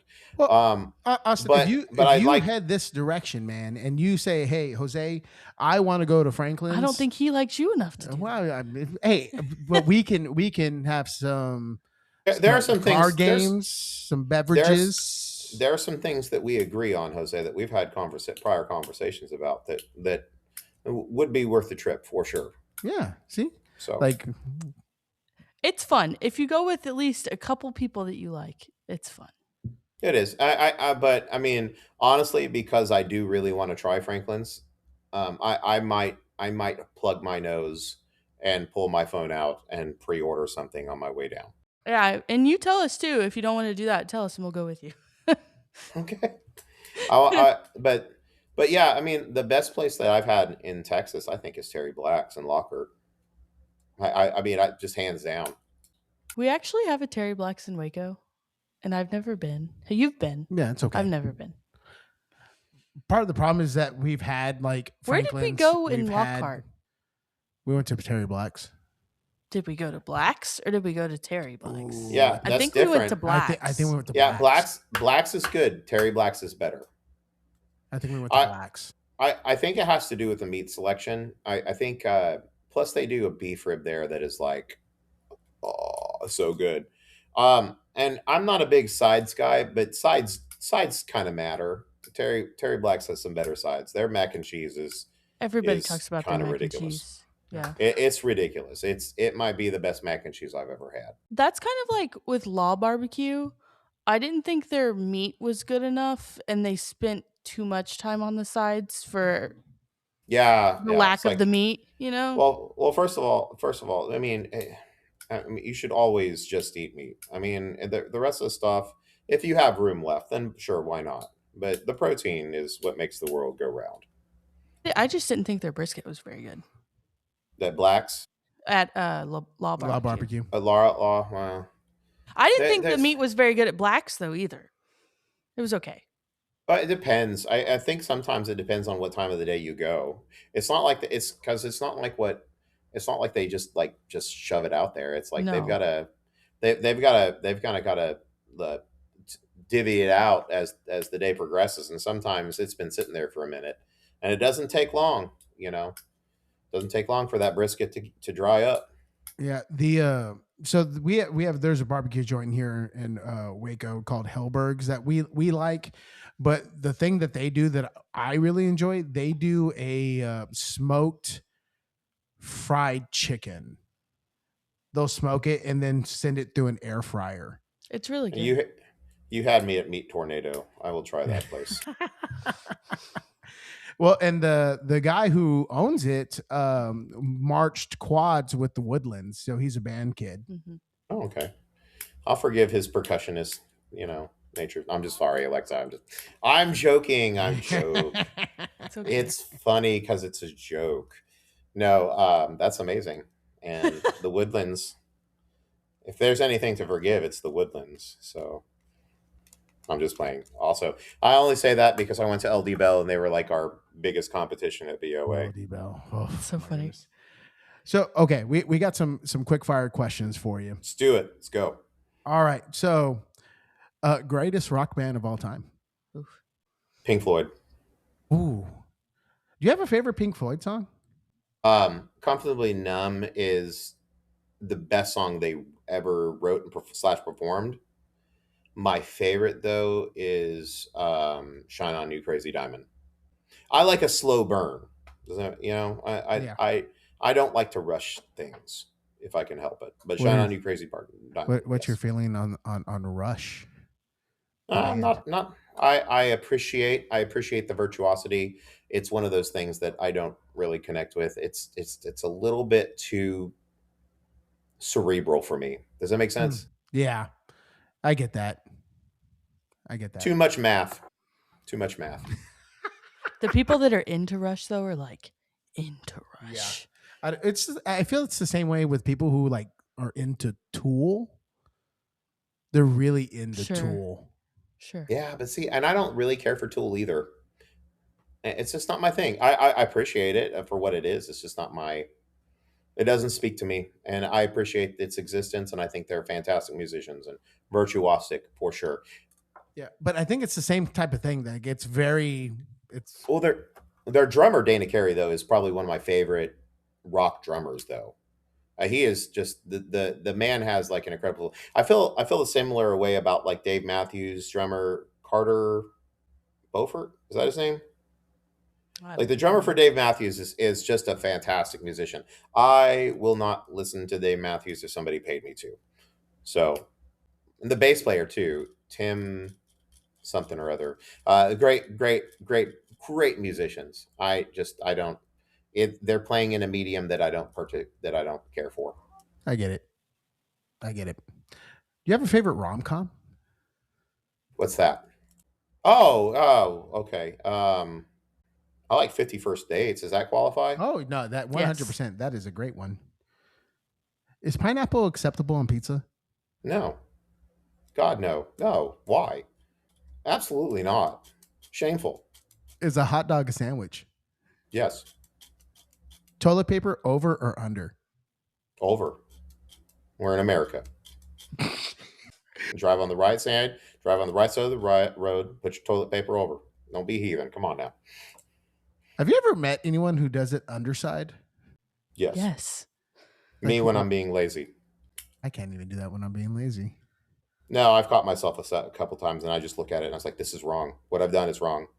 I'm gonna just this is. I feel ashamed of myself, but I have to admit it. I have definitely done that because out of laziness or haste. Okay. Which Twix do you prefer, the left or the right? I don't care for Twix. Really? What's your favorite candy bar? You know the chocolate, where it's like 85% cacao, like Mm-hmm. plus that anything that Oh, Mm-hmm. okay. dark chocolate. I can get on Yeah. top of that. Yep, yep, yep. So, what are your feelings on chocolate with like orange or orange chocolate? Well, not. I mean, I haven't had too much experience with that personally. I would imagine that it would be different and maybe pleasant for an occasional, you know, just for giggles. But would I seek it out? No. All right, I'm going to send an email to a band director or two, be like, "Hey, Austin needs a plethora of orange chocolate." Well, I'm glad. I'm just glad that you pronounced the A in the word orange. That's the correct pronunciation. Why are you So, hyper focused on that? What? The chocolate orange. Because I am. Oh, just Because curious. there's cheesecake currently in our fridge that I am looking forward to after this. ooh, It's just I do like cheesecake. specifically the orange one. I don't know. Is a black belt and brown shoes acceptable? I mean, I'm mixed on this because there's part of me that thinks that a man should not concern himself with such issues, but also a man should dress well. So I'm going to go with I'm going to go with only if you're outside and working. Is it acceptable? Okay, I can. Okay, he's like Ron Swanson. Mm-hmm. Oh yeah. Yeah, very much so.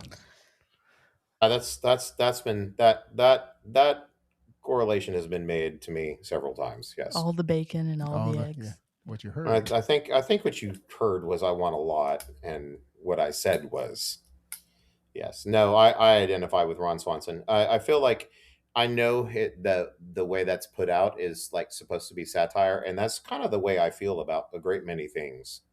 Like people will sit there and laugh at his stuff, and I'm just like, no, that makes sense. Like this is This is not the way we should funny. be. We should be doing life this way. Exactly, exactly. Sousa, King, or Fillmore? Uh, this is where I will. I like Laurent Swanson with his whiskey. I also prefer the European varietals of Oh, marches. really? Yes, I like Hume and Alvord. I'm really a big Strauss guy. I love German marches. Man, my assistant is playing this one of my favorite Italian marches, La Banda Nascenta by Spraccia, I believe. It's an Italian march. Gorgeous piece of music. I like a good Russian march. Yeah. I've not had a lot of experience with those, but I feel like I was mean to the Russians earlier. I might see it. I might make up for it a little bit later. Listen to Hey, some they've Russian never marches. apologized for anything. I don't know why you would That's right. apologize. Well, and maybe they're maybe you got me that you got me there, Alexa. Curses, curses. I've been Sorry. foiled again. Yeah, no, I'm not a big American March fan. I'm doing Radio Waves, which is a Frederick Jewell one, but it's fun. Yeah, but But that's a barn burner. There's a difference between like Americana marches versus like this is a circus style barn burner let me put type it of to you march. this way. Again, in my endeavor to make everybody in the Texas band world mad at me for something tonight. I'm going to go ahead and say that I have never in my entire life listened to a Susan March and said, you know what, I want to listen to that again. I have never, not once, been like, you know what, let me play this on my road trip. Like this. Yeah. Dun, dun, dun, dun, dun, dun, dun, dun, dun, dun. Oh no, yeah, that's my jam, yo. No, that's never happened. I get some angry emails off this one. I'm not getting any angry emails. No, I'm gonna get the angry emails. No, they're like, dude, what are you doing to us? I'm sorry, I'm just non-traditional. We'll just put it No, that way. that is totally okay. I mean, I've taken many a weird march to contest before. So I did Yeah. cluster fluster bluster march when I was in charge of a non varsity. Oh yeah, isn't that Holsinger? Yep, Hmm. I Yeah, did three Holsinger marches in a row. What was the I've third done one? I've done Fort Canterbury before. Yeah, I've done Fort Canterbury. I've done March of the Grand High Puba, and I've Oh, is that done one Holsinger? yes, I and didn't the realize cluster that. fluster bluster march. Yeah, I think I read Cluster Fluster Bluster and put that away. I was like, nah, no, thank you. The It's hard. It's deceptively hard. Um, yeah, no, I mean, I don't know. I mean, the march is usually the last thing I pick, and I usually pick it based off what I'm doing as a maybe as a little bit of a counterpoint to my concert lit. Like if I'm playing a whole bunch of more technical sided stuff, I might put a march that's a little bit more concert marchy and has a real pretty trio, and maybe something that has a little bit of a different energy. I don't like but I don't know. I don't know if I've ever actually put that much thought into it. I just play something I like, and yeah, but definitely something that's going to pair well with the other two servings, the other two courses for Yep. sure. Do you have a favorite stand tune?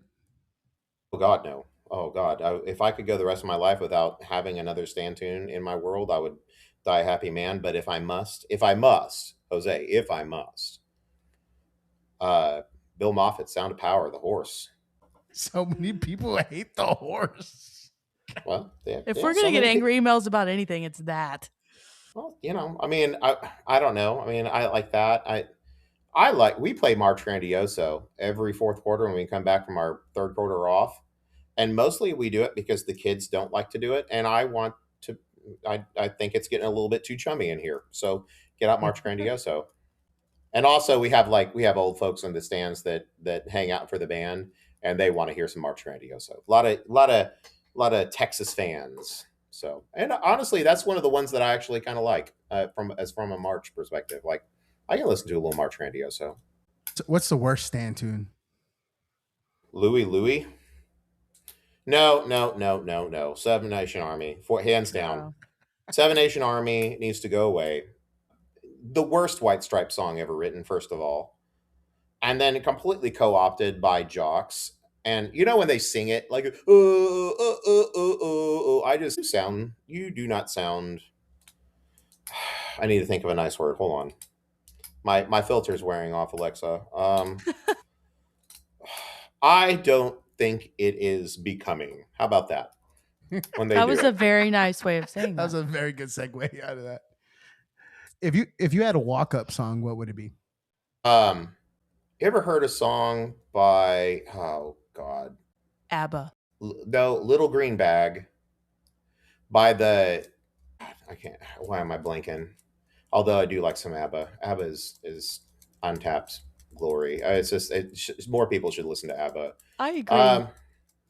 No, I don't like that. no. Let me backtrack on that. I Will Always Love You by Whitney Houston Oh, good one. for sure, Oh wow. for sure. Because that's how I feel on the inside. Uh, if you had a spy code name, what would it be? Man, that is an off the wall question, Jose. Um, Spy code name. That is just one I've never. Where do we go from here? I don't know. I don't know. Pass. I feel like your name is already a good spy code name, as it is, like Mr. Snow. Yeah. I Or mean, like maybe like substitute a different city and a different type of precipitation, like Pflugerville sleet or something. I don't know. People are sleeping on the name Pflugerville. yeah. Nickname P. I like I like I like to say it Pflugerville. Pflugerville. I just in general, I have a deep appreciation for the German language. I think it's a very beautiful lyrical language that is just underappreciated. I've never heard anyone say that before. Yeah. Your flimminess really gets to me. I mean, in certain dialects, I'm sure, but like you ever hear like you listen, okay, because like there's like a subsect of Austrian like mountain like kind of polka called Tiroler music, and it's like if you ever look for a thing, it's like by Alpenbrass. It's like Tirol dem Land in True, you know, and you like listen to them like the way they sing it. It's just it's very pretty, and it's just a bunch of dudes and like with their weird brass instruments that I don't even know what they are, like the weird looking euphoniums with the Mhm. for Wagner tubas maybe or what they are, and it's well played, and but I don't know. There's a certain musicality to that dialect of like the Austrian like hill country German folks that I think is underutilized. I really want an Alpenhorn, like an Alphorn, like one of those big ones. I just want to wake up in the morning and treat my neighbors to that because I think that they would enjoy it. My wife will kill me, but I think they wouldn't like it. Yeah, that's where I want to move when I retire, up into the Swiss Alps. Wake up in the too. morning in Lederhosen and play Alphorn for the villagers below in the valley below. Mm-hmm. They're like those horns actually like when they get into an ensemble settings is like Are very gorgeous. beautiful. Yeah. Oh Like yeah, I want very to do. beautiful. I really want to do a marching show with that, like maybe like take some Rogers and Hammerstein and do like a whole like Austrian Alp theme, you know, but actually get Alphorns out and maybe train my trombone players and baritone players to handle it because it's a trombone style mouthpiece, but like they are wildly expensive, and I have a very small budget, so no. Is there a movie you enjoy quoting? And maybe all of them. I don't know if it's a good quote. Um, Major Pain. What we have here is a it's such a good A movie. failure to communicate. I was thinking more freckle face cartoon, but Yes. it's okay. I mean, it's such a good movie. That's a It movie is a that very doesn't good get movie. talked about enough, quite honestly. But yeah, some of Damon Wayans' finest work for sure. Yes, Yeah. yes. Do It's you a have a hidden? cinematic triumph. Yeah. Do you have a hidden talent? No, all my talents are on full display. They're not hidden. Not at all. If someone played you in a movie, who would it be? You know what I would like to say? What I would like to say is Liam Neeson. But if we're being honest, it's going to be Jack Black. Really? You think so? I think looks wise, I don't know. I kind of perceive myself to be that way. But I really wish I was more like Liam Neeson, I guess. like, I don't know. I mean, I guess, yeah, I don't know. I don't know. Hopefully somebody cool, I you mean, know. I think, I honestly like you give me Gerard Butler vibes. From the guy from 300, Yes. that's true. And his American accent is not doesn't sound too weird. I mean, yeah, you know, I can Oh, see it. yeah, I can see it. I like what is it? Olympus Has Fallen. yeah. it's true. Yeah, Oh, that's Austin Snow right there. Just it's gonna happen. That's a good movie. That is a good movie. It's not as good as that was a good Airport movie. Swan, but still a good movie. I don't know. I liked if we're going in that genre. I really liked Con Air. Con That was Air. that was definitely like a Cyrus that was the a big deal. Virus. The John Malkovich in that movie was just to me cracked me up. When I saw John Malkovich in that, I was just like, "What is going on here?" Somebody paid that man a lot of money. Oh, they sure did. They sure did. So, are you a morning or a night person? Um, I want to be a morning person, and I often am forced to be a morning person. But the night time is the right time. Do you have a bad habit you wish you could break? Yeah, I have a bad habit of being reactionary. Um, when and venting like in front of my staff. That's a bad habit. I'd really try hard not to do that. I wish I could be a little bit more of a calm center in our staff meetings, and I'm not. Like I can do it for the kids. I'm not. I'm real bad about that with the staff, and they know it. Like there's Snow being Snow again. But yeah, for sure. If you could have any superpower, what would it be? I want an adamantium skeleton and claws with the healing factor like Wolverine. Respect. I can see that. Mm-hmm. Me too. Wolverine's one of my favorite characters. Oh yeah, no, yeah. I want him to play me in a movie as Wolverine. Wolverine is needs to play me in a movie. If you could have any fictional character as a best friend, who would it be? Ron Swanson, because he'd probably leave me alone. Um, and we could, and if we did talk, it would be about the finer points of fine woodworking and um, maybe we'd sit on a cliff in Isle of Scotland and just enjoy the silence with single tear rolling down our cheek. You know, One tier. Yep. yeah. If you could invent a holiday, what would you celebrate? I would celebrate. Um, I mean, can I? How about a day that is kind of a holiday, but nobody celebrates that probably all should is the Marine Corps birthday. Everybody should stop what they're doing, especially people in the Army, and celebrate the Marine Corps birthday. Especially those people. So the Raymondville director, when you listen to this, I said what I said. I'm gonna send Ben this personally. I like Ben a whole lot. Do you have a favorite ice cream flavor? I like I I don't know. I like chocolate. I've been you know what I've gotten in, and I don't like mint. I don't, but I like a good mint chocolate chip, and it's kind of more of a recent development. We have a little ice cream shop in the town square down here, and they hand make ice cream. They have a mint chocolate chip, and I tried a little bit of my son's wants against his because dad tax, and like that's what I get when I go there now, and it's really good. Just a single scoop of it, and it's quite good. It's quite tasty. If you could have dinner with any three people, dead or alive, who would they be? Jesus Christ. Um, I would probably say Calvin Coolidge, and I really would love to have. Oh, I'm gonna go with a music one on this one. Um, I want to sit down with Roy Orbison. All right. What an interesting dinner. Hmm. What came first, the chicken or the egg? Um, that would definitely have to be the egg, and I believe that scientists, because the first mutation would have, in order to develop into a chicken, would have to been the mutation would have had to exist inside the embryo of whatever animal laid that egg to become a chicken. If you had a time machine, what historical event would you go to and why?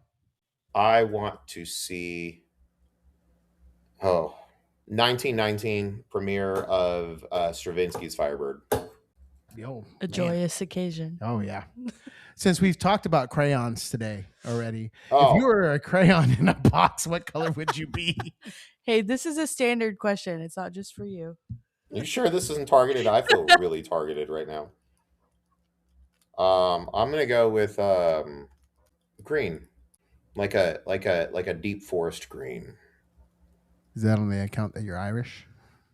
No, no, I think that that is the most beautiful color. Do you like green? I It's agree. life. It's just life. It's the color of life. How would you describe your job to an alien who just landed? Um, I make teenagers put on uncomfortable and awkward outfits and stand in the heat for long periods of time while doing extensive athletic activities and playing music without mistakes against their will. What is a skill you want to learn this year that you've never done before? I want to learn how to weld. Oh, I want how's to y'all learn how to CTE weld. program over at North Lamar? That's good. They do a good job over here. I know there's Skills USA. They do. I've got a lot of kids that do that. Matter of fact, my one of my tuba players just placed at the state meet for welding. Is quite good. We got a couple tuba players that are just fantastic with that, and they're really into it. They're such good people over there. It's such. I think CTE is super important, and they do a lot of good work. If you were guaranteed the answer to one question, what would it be? I would want to know why humans are so special that God gave His Son for our salvation. I would want to know why, because it's kind of, as much as I love humankind and as much as I love our species, and I think that with the good and the bad and the evil and the beautiful and everything that we've created and all the good things, and there's such a messy thing, what I mean, and God being omnipotent and all knowing and all and ever present and all those things, what makes us so special? And of course, thank you, because and I know not everybody on this podcast is listening is a believer, and I'm not trying to proselytize or anything, but that's how I feel and that's what I think. So Well, yeah. I mean, just like anything else, like your faith makes you who you are, Mhm. and whatever you believe, I mean, that's up to you and yeah, whoever yeah, you believe in the next round. But yeah, like, that's a yeah. huge developmental thing. Well, yeah, but I mean, I'll take myself for example. I'm such a flawed person. I mean, it's like, and I have so many good things going on in my world that I don't deserve. You know, it's hard to look a good gift horse in the mouth, but I mean, at the same time, why? I mean, I'm grateful, eternally grateful, but it's something that I wrestle with sometimes. Yeah. Mm. No, I get it. I get it. Well, I got one more series of questions for you, and I think I'll be about it. Is there a Dairy Queen in Paris, Texas? There are two. So is it the one, like, are they the fancy? What are they? What are they called? Mayfield Dairy Mayfield Queens. Dairy Queens, I think Mayfield is like mostly South South Texas. Texas. Yeah. I don't understand the distinction, to be honest with you. I don't frequent the Dairy Queen enough to know.